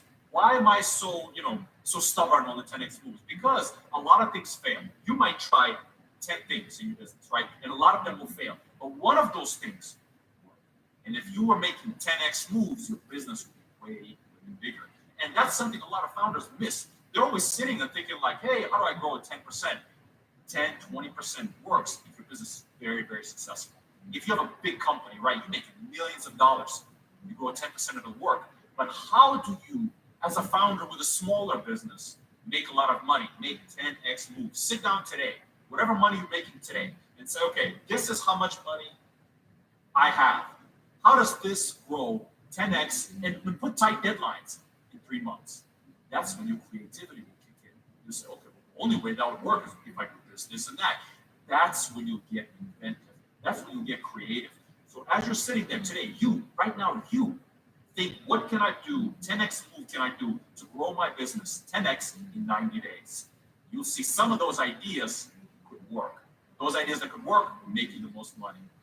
Now, note, guys, you can text me personally. You can text me personally, and I'll reply to you until May 14th, right? But make sure you can text me on WhatsApp, and I will personally reply to you video. No matter who you are, no matter where you're watching, no matter what business you have, I don't want anything. I will reply and help you. Text me on WhatsApp +1 720 431 2577 on WhatsApp, and I will reply to every single person who texts me until May 14th, 2021. So share this video. Click that share button, spread this video to your friends, spread this video online because my number's in it, right? And I'm going to reply to every single person who texts me until May 14th, 2021. And ask me a business question. You know what? If you have a business issue that's preventing you from getting to that next level, and I help you, props, man. Like, that's awesome, right? Like, it's great for you and it's great for me. I will answer every single person who texts me until that day because as founders, as entrepreneurs, it's a very hard and lonely journey. You know, I never was able to call or text anyone and ask them how, business challenge I'm having. I don't have anyone even today, right? Like we make a lot of money now, we're successful, but I don't have anyone who I can easily call who give me meaningful advice. You have me right now. Right now, you can text my phone number on WhatsApp and I'll help you. I don't want anything. I don't want anything at all. But I can only answer one per person. You can't ask me 10 things, one per person. And I want to end this with a quote because this way you feel charged up. You feel inspired to seize today. You, after watching this brief video, you feel that today you should go out and do something big. And the quote is by John Rockefeller. He's my favorite entrepreneur, right? He was one of the richest people who's ever lived. It's John Rockefeller. Here's this quote. I want you to remember this. I do not think that there's any other quality so essential to success of any kind as the quality of perseverance. It overcomes almost everything, even nature. So if you persevere, meaning if you just keep pressing, you just keep going, you don't give up, you keep going, you keep iterating, you keep innovating, you keep, learning, you're going to be very, very successful. So I hope you enjoyed this video. This channel is all about entrepreneurship, scaling startups, scaling businesses. So hit that subscribe button if you want more videos. I usually release about 2 videos a month. And thank you again to System.io, which is a great, incredible tool that every entrepreneur should use to grow their company. Click the link below. I got the link for you in the description. It's System.io. They have sales funnels. You can easily create sales funnels. They allow you to do email marketing, email automation. They allow you to create your own online course. This is a must use product. They have a free trial, meaning free. They have a free version that you can use to grow your business. And if you use those services that are listed independently, you can hundreds of dollars. First, with System.io, it's free. They have a free plan. You can just stay on that free plan as long as you want. So click the link below. Guys, thank you so much for watching this vlog. I hope you enjoyed it and do something big today. Specific timeline in my mind. But I do know that I thought about a different moment, a different time. I was able to imagine what it might be like not having to be confined to segregated schools. Now, looking back from today's perspective, how has this turned out? What's your feeling, your opinion about how the Brown victory in '54 and the subsequent victories have played out in America? That's a very complicated question. Yes. Because indeed, the Brown Board of Education victory was one of the most important legal victories in our recent history. And the desegregation of the schools, however it has played out, has been important. But there's a piece missing, and I think we tend to assume that civil rights or legal rights will accomplish all that needs to be accomplished in the quest for freedom. We don't always think about the political, the economic, the larger, the social dimension there. And now, of course, we inhabit a society where schools are more segregated than ever before, particularly outside of the South.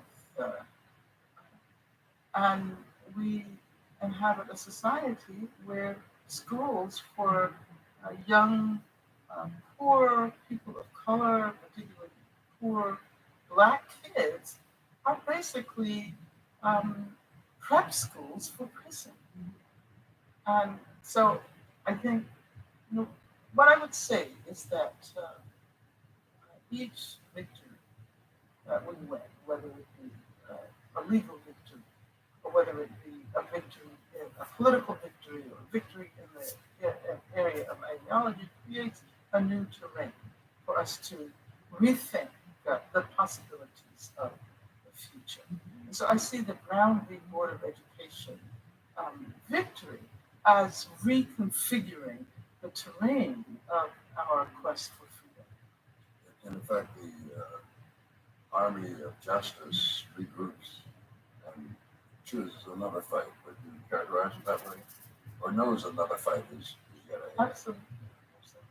And sometimes we cannot even imagine the possible struggle until we achieve victory in one area.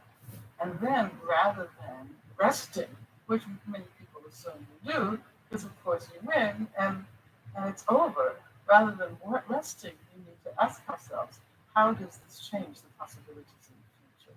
And what do we now know that we did not know then? And what can we now imagine and struggle for? That's not always immediately apparent. I think I can remember when Brown was deciding discussion in my family, and the assumption that over time, and you didn't know what period of time, over time these things would be swept away and we live in a different and better world, of course. Well, let me ask you another question. How has Brown, in retrospect, looking back over your life, how has it affected you? What's different about for you because of Brown in 54? Well, I would say that there are differences that are both positive and negative. Not that I want to emphasize the negative, but I will begin by saying that that in the process of desegregating the schools in Birmingham, Alabama, great damage was done to the existing structures of education. That is to say, there was a tendency, and I know this from my mother, I complained a great deal about the reconfiguration of the schools, that the best black teachers were sent to the white schools, and the worst white teachers were sent to the black schools. So the predominantly black schools, of course. And so in the final analysis, it was very difficult to recoup in that respect. Now, as an individual, I think I benefited greatly from this decision. Although I'm not sure it was meant to benefit individuals per se, but rather to lift up communities. I had the opportunity to attend a predominantly white high school in New York. And I don't know whether I would have considered that possibility. I don't know whether the program, which allowed me to live in New York with a white progressive family and attend a private high school there, I don't think that program would have been set in place during the pre-Brown era. It was a program established by the American Fringe Service Committee, and I'm sure that organization was motivated to create a program that brought black students from the South to study in the North by all of the developments that surrounded Brown. In your autobiography, you write that you felt restless and exceedingly limited in Birmingham. And at age 14, you're the recipient of this program sponsored by the American Fringe Service Committee, and you find yourself in New York, going to a progressive school in New York, a predominantly white school. Was this an adventure to you? Of course it was an adventure. Well, I should also point out that I had been admitted in the early entrance program to Fisk University at the same time. So my choice was to go to Fisk or to go to high school in New York. And that was a difficult decision. I was inclined to want to go to Fisk.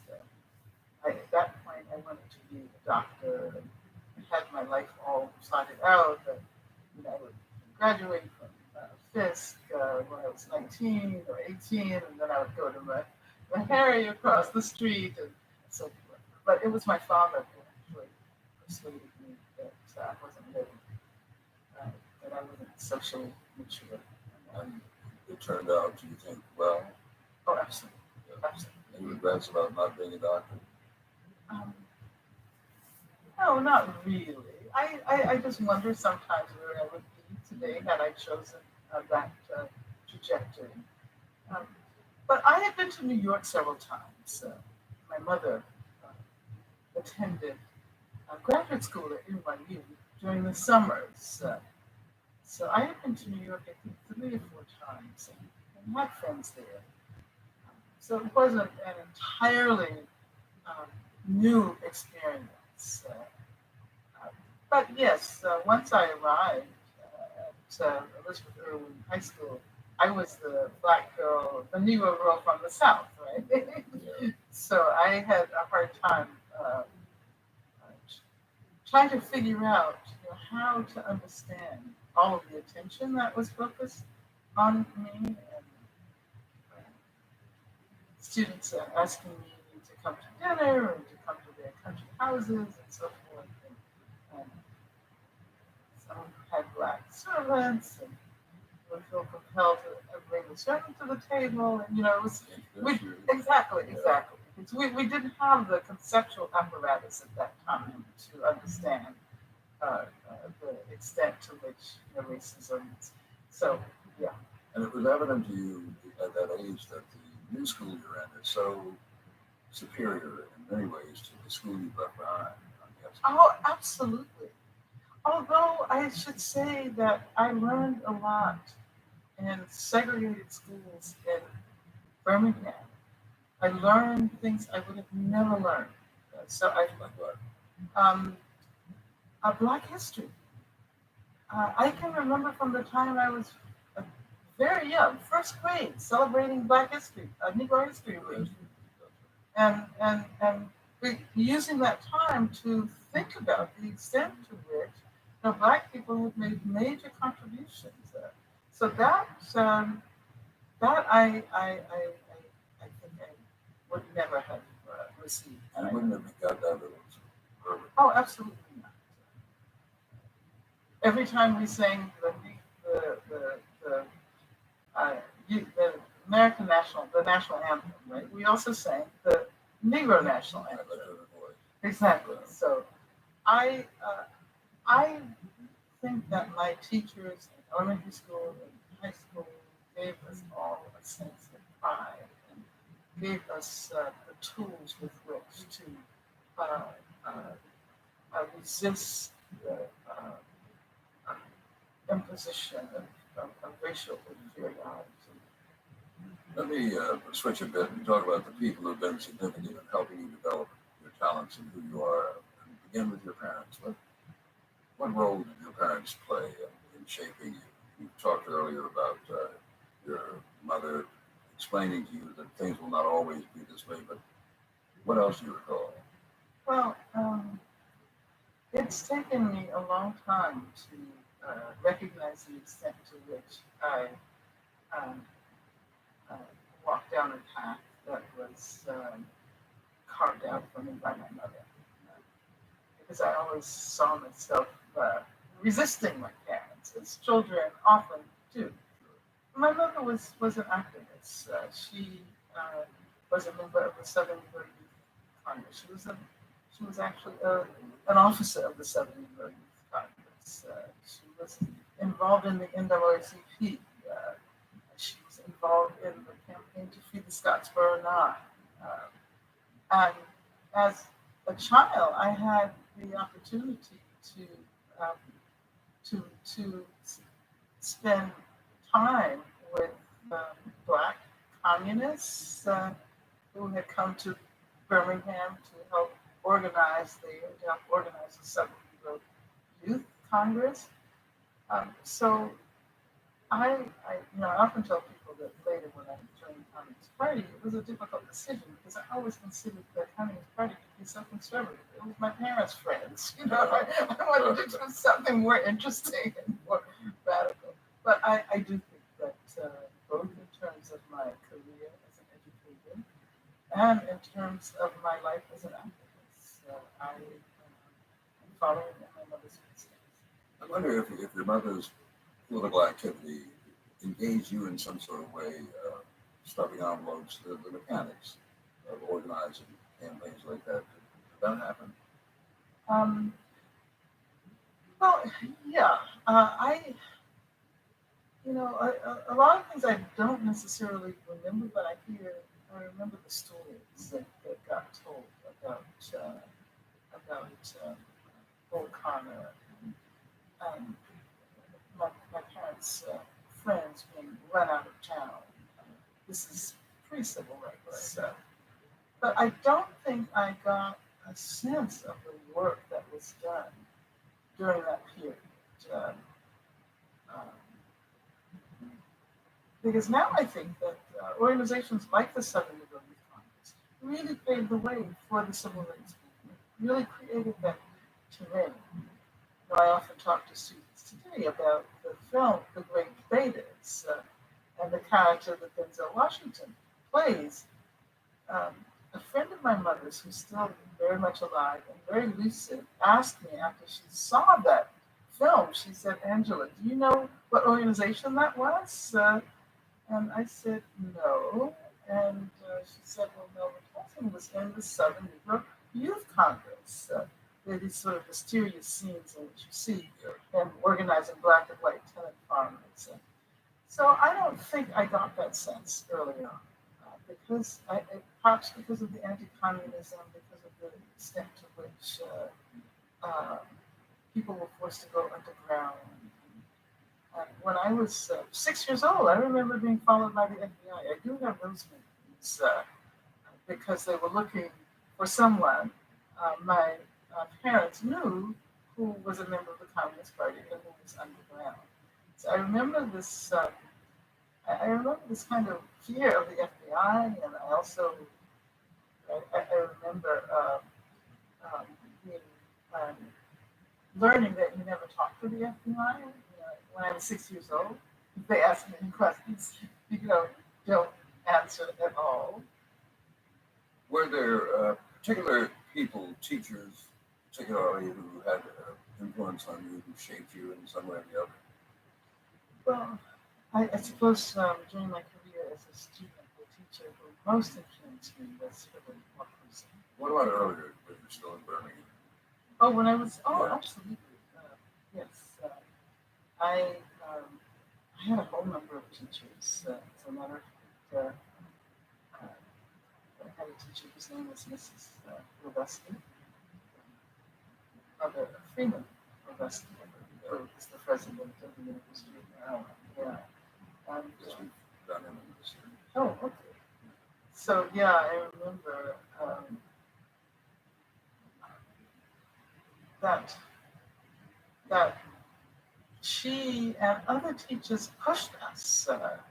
What I remember most about my time in Birmingham and elementary school and the first few years of high school was how exciting it was to learn. And our teachers gave us a passion for learning, not just the mechanics of reading and writing, but they gave all of us, and of course my mother's a teacher, so I have to count my mother as a part of that influence in terms of education. But they taught us how to love the whole process of acquiring knowledge, and that I will be forever. What about other figures of the community, neighbors, ministers, people you knew as political activists? What about that? Now, the minister in my congregational church, which is now Christian Church of Christ, I can remember Reverend Harold Long, who was a young minister and encouraged us to um, be involved in interracial discussion groups, for example. I was part of a relatively short-lived integrated discussion group for young people that took place at the church. And who were the white children? The white children, I don't remember their names, but I assume that they came from homes. I assume that they came from Jewish homes, for one, because it's from my memory, it was Jewish people in Birmingham who first expressed solidarity with the quest for Black equality. And I know my mother had a number of white friends, which was up until a certain point, it was they were clandestine relationships. They were relationships that weren't supposed to exist.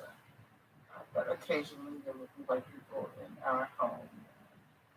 And I can remember once, even, this was a person who came to New York, from New York, offended my mother's. My mother had to have her lie down in the back seat of the car while she drove because you're not supposed to have a black person driving a white person unless you are a chauffeur. And so I can remember those moments.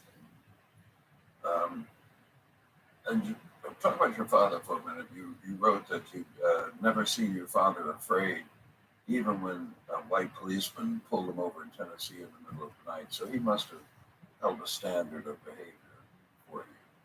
I think so. Yes. So my father was quiet, and I like to think that I inherited that sense of calm, and sense of quiet, even though, of course, I had to, speak out in ways I never imagined I would have. But yeah, my father was a figure who spoke rarely, but when he did speak, it was important, and he listened. And this incident in which I was convinced that we were going to be killed. I was convinced that we were going to be one of those stories in the newspaper of Black people disappearing in the Deep South. And as I recount the story in my autobiography, my father liked to drink. I think it's Canadian whiskey or something like that. Something like that, yeah. But you couldn't buy it in Birmingham. And so he had bought a case of it somewhere along the route from New York to Alabama. And we were nearing Alabama when we went through this dry county and was stopped by the sheriff, who said that when he saw the whiskey, he said, this is illegal. And the judge is out of town. So I don't have any choice but to put you in jail until the judge comes back. And I have no idea when the judge is coming back. And so finally he said, I tell you what, I'll treat you like I treat my boys. He said, follow me. And my father followed him to this old warehouse in an area of town that we were absolutely unfamiliar with.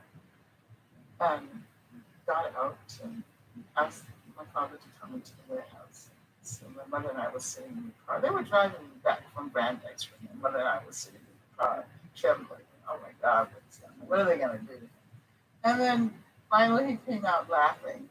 And he said, all he wants is the whiskey and $100. Yeah, but that was a very frightening moment. And I appreciated how my father dealt with that situation.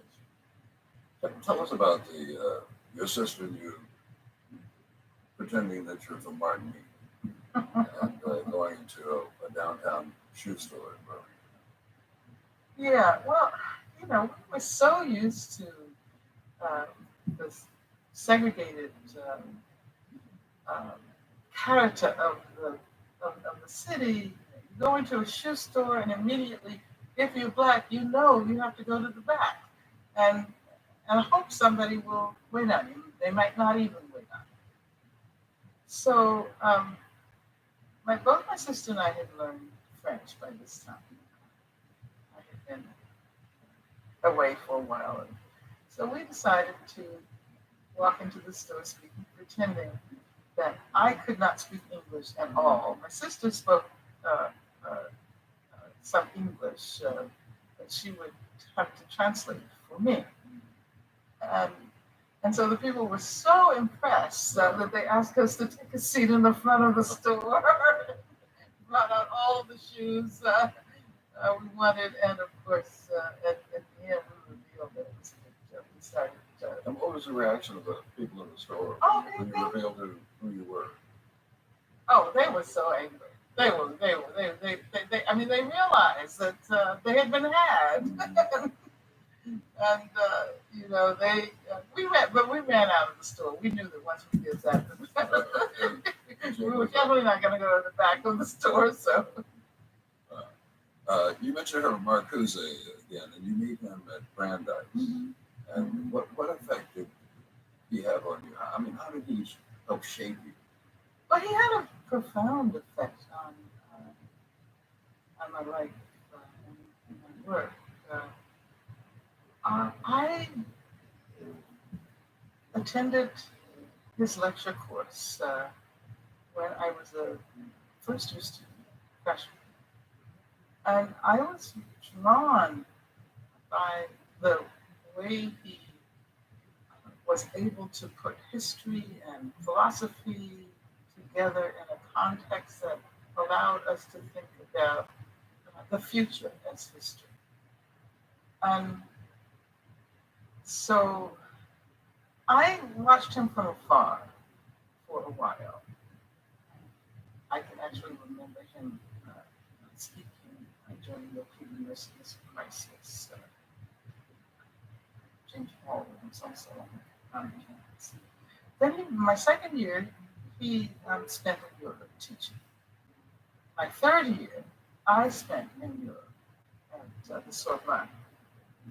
And then when I came back for my fourth year, I was ready to move from French literature to philosophy, which French literature was my major.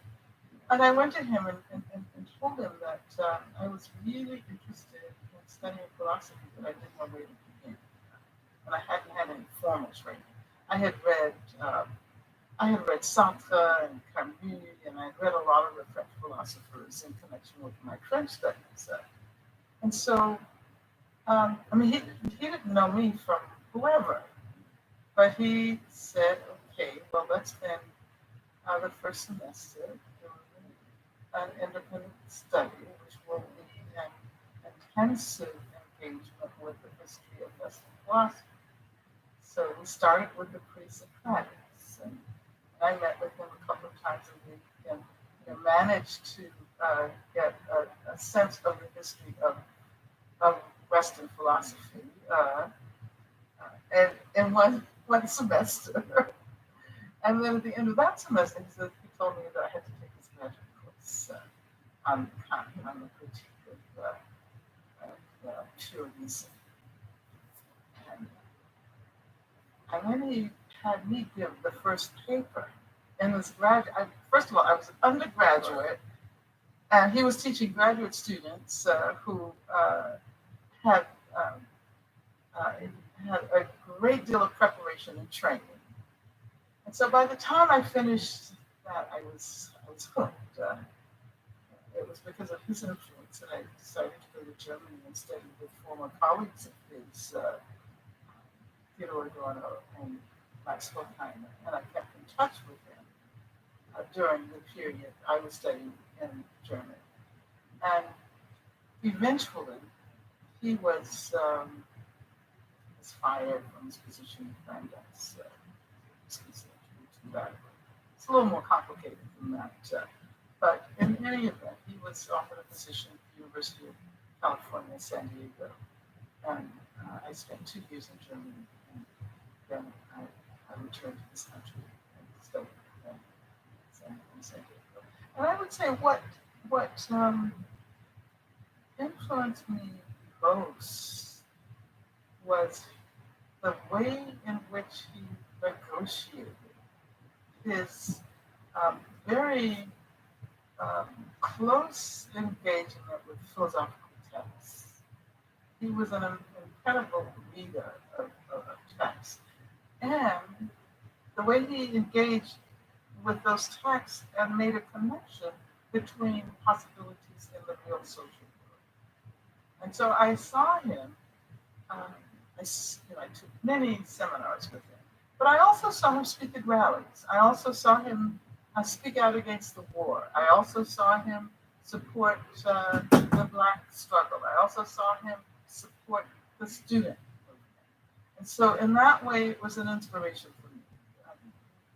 Watching him made it apparent to me that there didn't have to be a contradiction between academic research and social activism. So you saw an example of someone who was both, who could be a serious scholar and also a political activist. Absolutely. A person out in the world more than just in the classroom. Why did you choose Brandeis? You're one of 2 Black students at this overwhelmingly Jewish school. Why Brandeis? Well, I think there were 2 Black students in my class. There were a few more, but there was only a handful on the entire campus. Well, I went to Elizabeth Irwin High School.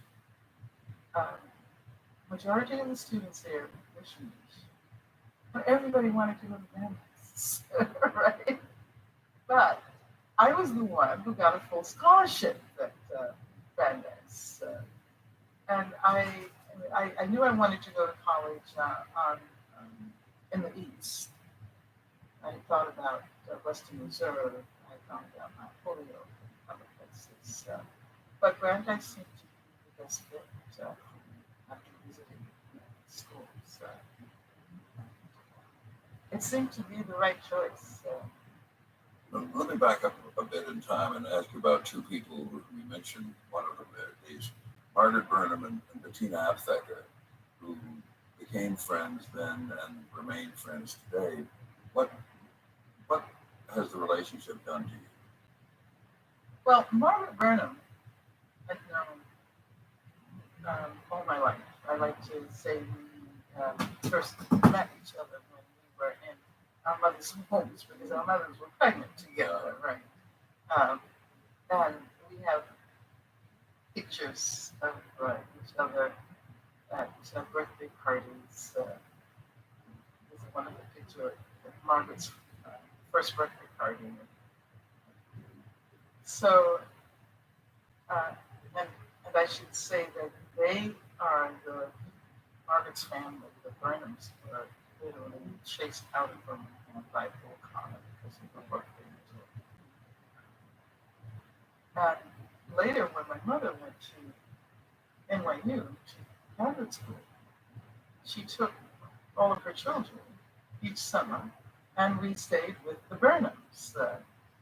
So this really boggles my mind how my mother was able to get all of that work done in a house in which there were 6 children at first, and then 8 children by the time she was finishing. So we've had this kind of we've had this like we were paired up in terms of kids because the Burnhams had four children, and we were all about the same age. So we each had our counterpart in the other family. And then, of course, Margaret was the first person to show up at the jail in New York when I was arrested. She was the first attorney she wasn't able to get in because they didn't believe she was an attorney. She looked too young. But she followed my case from the beginning to the end. She was the only attorney who remained with me from the moment of my arrest until the moment of my conviction. And then Margaret and I have done a lot of political work together in various organizations. We spent our vacations together. So there's a lifetime friendship. Oh, absolutely. That's connected through family, but the family connected in turn, I'm guessing, through political activity. Yes, that's a good way to put it. What about Bettina Affleck? Well, Bettina, I think I met Bettina when I was quite young, probably about 6 or so. But I remember Bettina most from my high school years when I joined Advance, which was the Communist Party's youth organization. And Bettina was the head of this youth organization. So my relationship with Bettina has been more of a political relationship. We marched together. How did you meet her when you were 6? Oh, because of the Burnhams. Okay. Because I went to New York. And the Burnhams and the Afflecker family. Burnhams and the Affleckers and the Du Boises, and there was a circle there. Right. So, although I don't remember very much of it, I remember her most from a later era when I was in high school.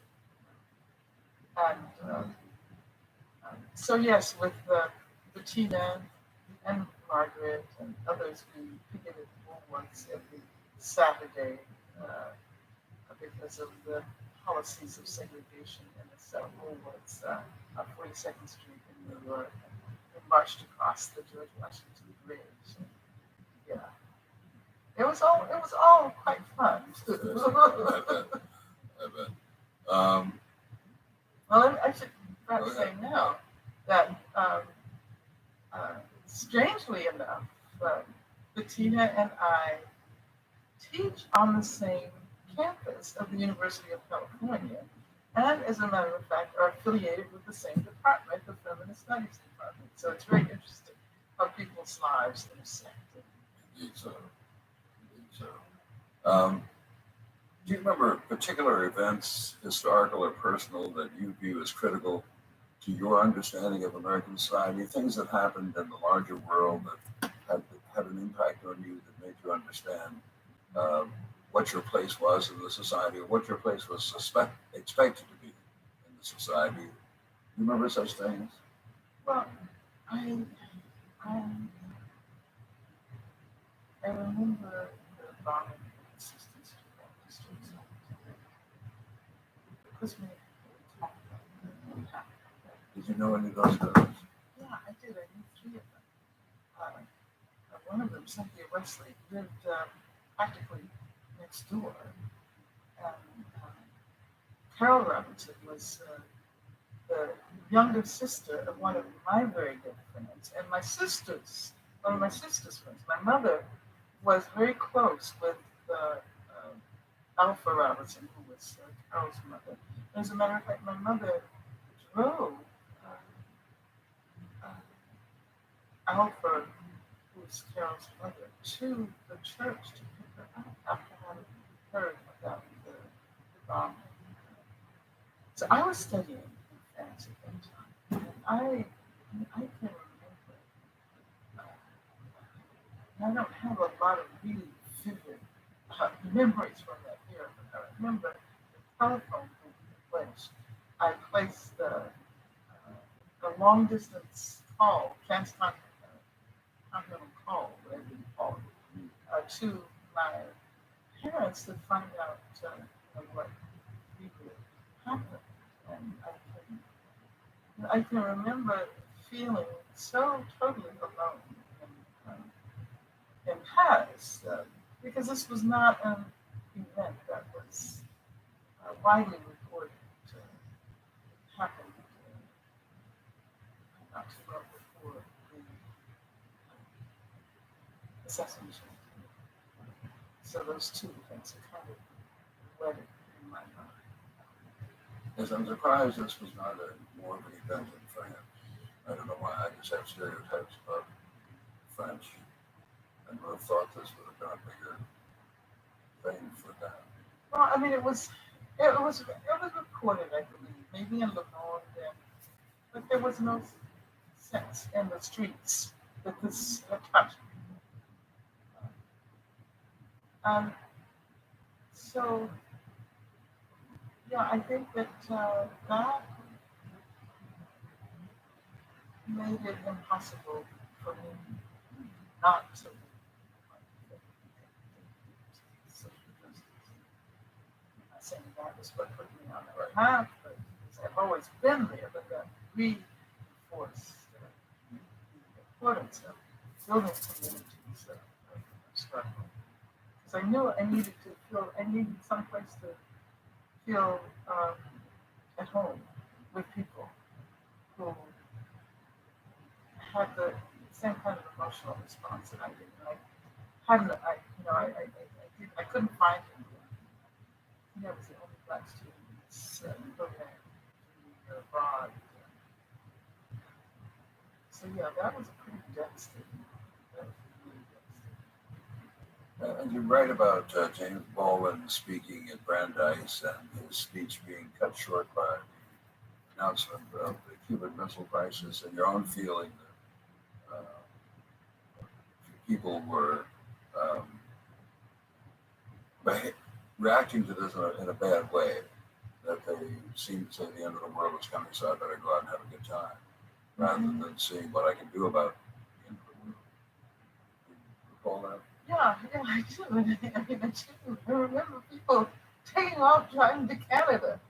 And my response was, what is that going to do? How are you going to be any safer in Canada than you are here?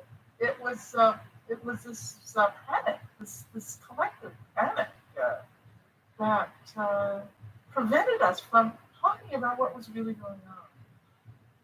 And during your college years, you also hear Malcolm X and Stokely Carmichael. Not Stokely. Stokely was later. Okay. But I did hear Malcolm X speak at Brandeis. And yeah, that was an evening when I felt so proud to be black, and because there weren't that many moments, particularly attending a school that was overwhelmingly white. But in that period, we hadn't developed what we right now call a race consciousness. So I can't describe it in those terms. Malcolm X was an incredible speaker, and he held the whole audience spellbound.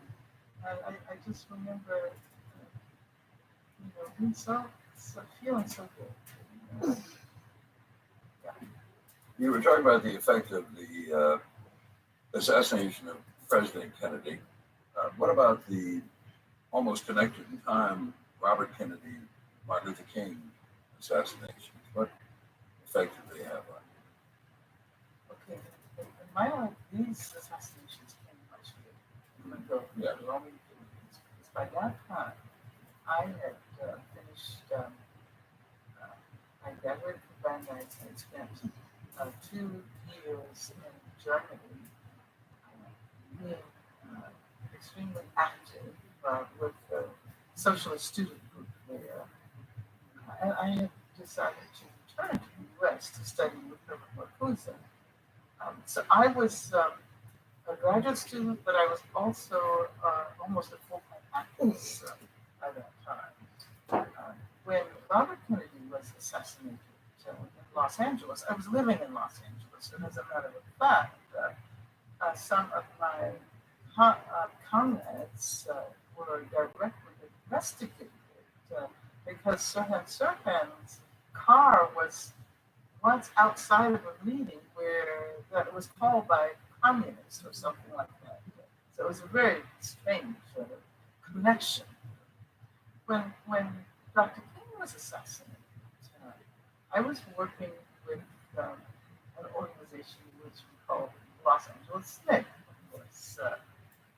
And we immediately, and I can remember exactly where I was. I was mimeographing leaflets for another All kid. my students, but I know exactly. You see, I'm Okay, doing I'm this. sorry, yeah.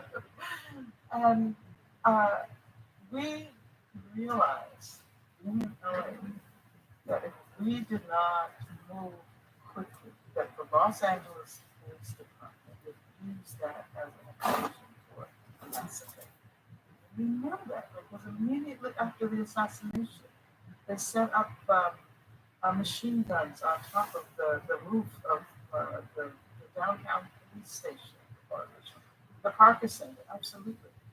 And so we decided that what we would do, we would organize a campaign to ask all of the merchants in South Central to close in deference to the memory of Dr. King, and then put up ticket lines at all of the stores, including some of the large stores at the malls, like the May Company. And we were actually trying to prevent a riot, prevent the outbreak of violence. But the Los Angeles Police Department obviously wanted violence. We didn't know then, but we learned later, that they had developed new technologies and new weapons, and they wanted probably to try them out. And so they actually dropped off a young black man whom they had severely beaten in front of our offices. And we had to get him to the hospital and so forth. But we realized that it was provocative. They wanted us to riot, and we were doing everything we could to involve people in organized, nonviolent protests. So by the time these events happen, you're fully engaged in, I hate to call it, say, a political career. That's not what you've done, and that's not who you are, but you're fully involved in activity outside the scope of just being a university teacher. Absolutely. Yes. Um, Speaking of that, how did you decide that the academy was where you wanted to be? What made you think that this is what I want to do? Well, I never really thought about it in that way. And now when I talk to graduate students who are trying to professionalize themselves and have the entire trajectory of their career mapped out, when they're going to get tenure and all of that, and I say that for a lot of us during that period, we, at least for many of the politically conscious students with whom I studied philosophy, we were studying not so much because we wanted to subordinate that to a career, but because it allowed us to understand the world, and we didn't necessarily think about the professional side of it. I was invited to apply for the position at UCLA. I didn't go out in search of a job. As a matter of fact, I often say that had I known that by accepting this job at UCLA, I would be the focus of so much media attention because of my membership in the Communist Party, I probably would have said thanks but no thanks, because that is not what I was looking for. So yeah, I think that my career as a teacher has occurred because that is the way in which I can most affect and influence. And I'm not trying to say that I use the classroom to dictate how people, what people think, but I try to use it to encourage people to develop independent and critical modes of thinking that might lead them to the conclusion that they need to do something to make a difference in the social world. And I'm guessing that your parents' profession and their circle of friends who are also teachers, and the interactions you had with teachers over time, both at lower grades at Brandeis and then Marcuse at Brandeis and Marcuse later, that this set up a model for you teacher, professor could be, should be. I think so. I think so. I think so. But I must admit that when I began to study philosophy, I did not necessarily imagine myself as a philosophy professor. I studied philosophy for what it was able to give me in terms of tools and conceptual approaches and methodologies that would allow me to better understand the world. That is what I was looking for. And the UCLA application or request was just fortuitous. It was fortuitous. It just came to me. I mean, I'm not saying that I wouldn't have tried to find a job afterwards, but that wasn't the foremost issue in my mind. And the natural job for you would have been in the having achieved this education, this professional certification, just naturally. But the next step. Well, yes, but I must say that that I was very reluctant for many years to become so wedded to the academy that it would have an impact on my ability to teach elsewhere. Because I see teaching as something that happens not only in the institutionalized lessons, but it happens, also in the community. It happens in movements. And so for a long time I resisted becoming so involved that I would have to do administrative work. Now, you may dispute this characterization, but what do you think in your both life experiences and your educational experiences prepared you for assuming a leadership role? Well, I like to think of leadership not as a series of qualities that prepares one to lead or to give leadership to people in the world. But I like to think of the best kind of leadership as emerging from social movements, as reflecting collective ideas and collective aspirations. I had no individual aspirations to lead. To a certain extent, I still don't. And I think that what I have learned how to do over the years is to accept responsibility for the vast campaign that developed around my case. People probably never would have known my name had I not been fired from my job at UCLA because of my membership in the Communist Party, arrested and charged with murder, kidnapping, and conspiracy.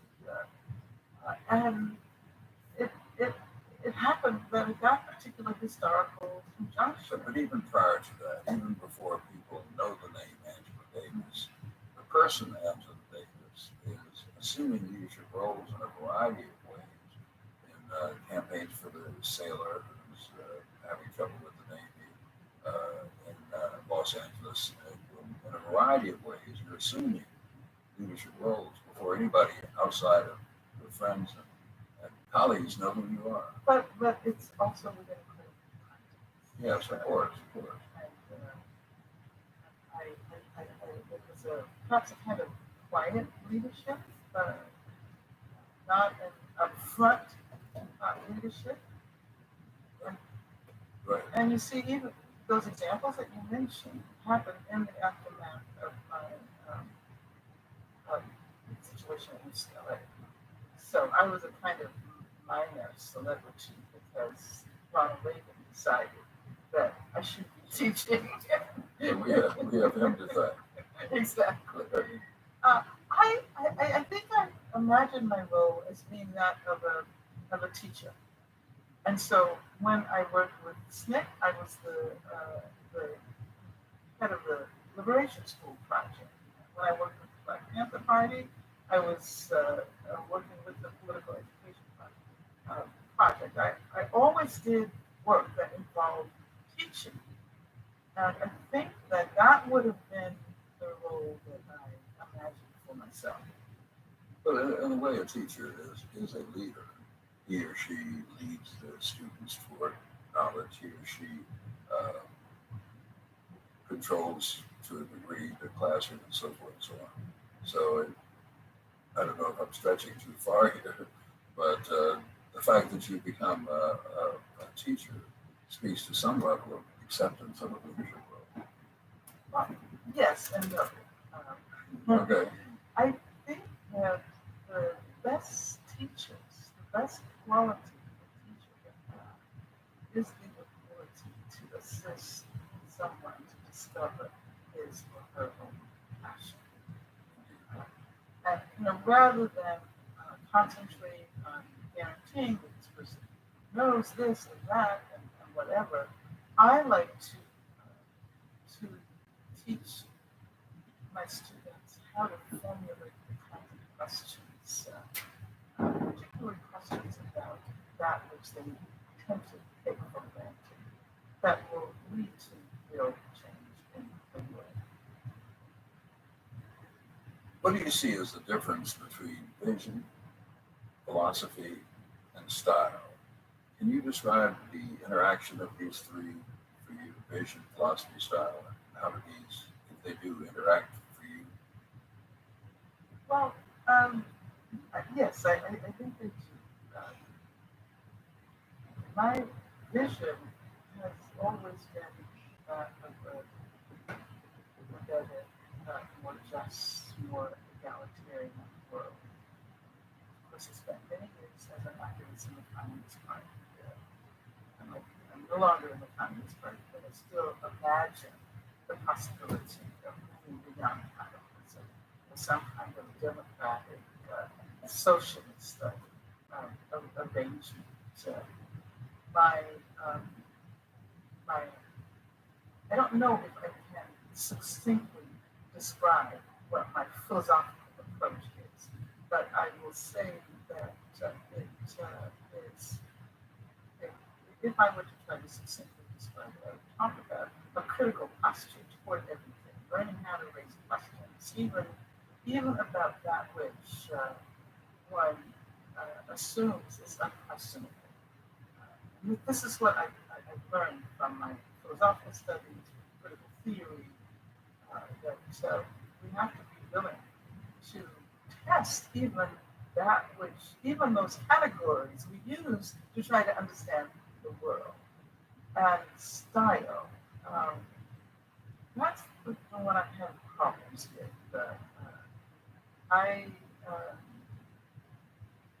don't know whether it's possible to cultivate a style.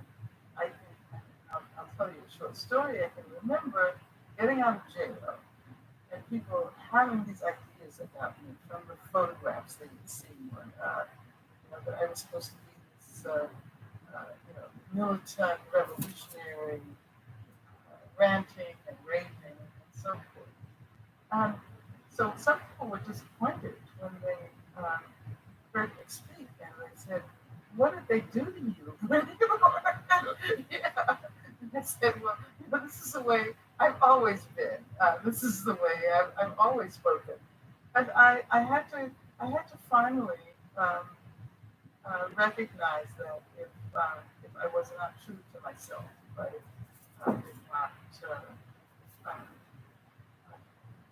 have the kind of style that most reflected my upbringing and character, my training, then I definitely would not be able to make a difference in the world. So no matter how much people wanted me to rant and rave, I opted for my own more quiet stuff. What did jail do to you? You said people thought jail had done something to you, made you something that didn't fit their stereotype of who you were. What did it do to you? Well, fortunately, I think I was able to use the time spent in jail for productive. And I say this because though I was behind bars for some 16 months, there was an enormous movement on the outside. I had family, I had friends, I had colleagues and comrades all over the world who were concerned about my predicament. I did not feel alone, even though I was in solitary confinement practically the entire time. I was behind bars. I found ways of dealing with that.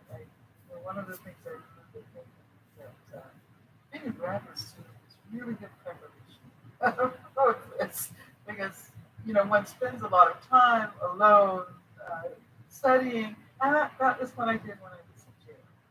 I learned how to do yoga and practice in my little cell karate. So I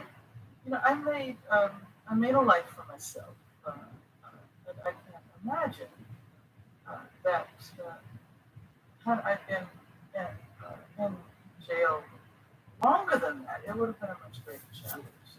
I'm not comparing my situation to anyone else's situation, but I do remember being very withdrawn when I got out. Over a year of solitary life. But I do know that I was profoundly affected emotionally and psychologically by that experience. I was able to work through it. I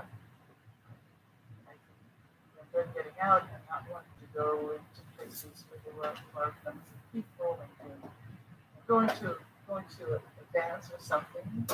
And of course, there was all this attention. And I would want to relax and party, but everyone there assumed that they had to have a deep political conversation with me. So I spent a time not going out to social events because it was just too difficult to negotiate. But eventually I learned that I had to talk about or think about that period in my life as representing something that was far more important than me as an individual. And I had to be willing to accept people's excitement and awe, recognizing that it wasn't about me, but rather that it was about this vast movement that developed all over the country and all over the world, and that managed to effectively challenge Ronald Reagan, the governor of California, Richard Nixon, the president of the U.S. And so now I see it that way, and I don't have any problems with the kind of awe with which people approach me. But don't you think, in all honesty, that it's both about the movement created around your predicament and you? That it's about both these things. Yeah, but primarily about the movement. After all, I was in jail. I'll give you that. I was in jail. Yeah. And you know that. Right. And as a matter of fact, that you assisted in the elaboration of this movement. I totally appreciate the work that you did for us in our first book that they put away.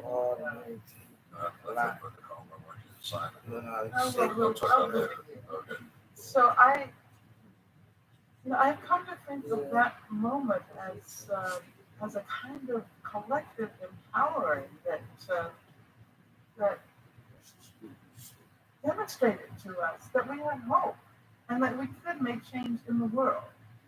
So I have to be the beneficiary of that. And I continue to see myself as a beneficiary of this amazing movement. A different story, an article rather, about people who are put in solitary confinement and the devastating effect it has on them. Just an awful, awful effect. Comparatively speaking, yours is relatively short, but still, one thing described in this story was the person's inability to fit into a large space, and that once released, in a room this large, for example, they go to the corner, and anything like that happen to you? I remember that my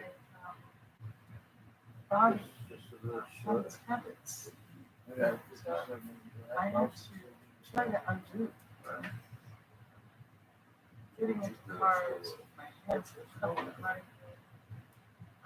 took a while for me to realize, for my body to realize that I didn't have, that I could use my hands to get into the car. Being in large spaces. She got to get up, shower and stuff. Yeah, absolutely. And I don't think that we acknowledge this confinement.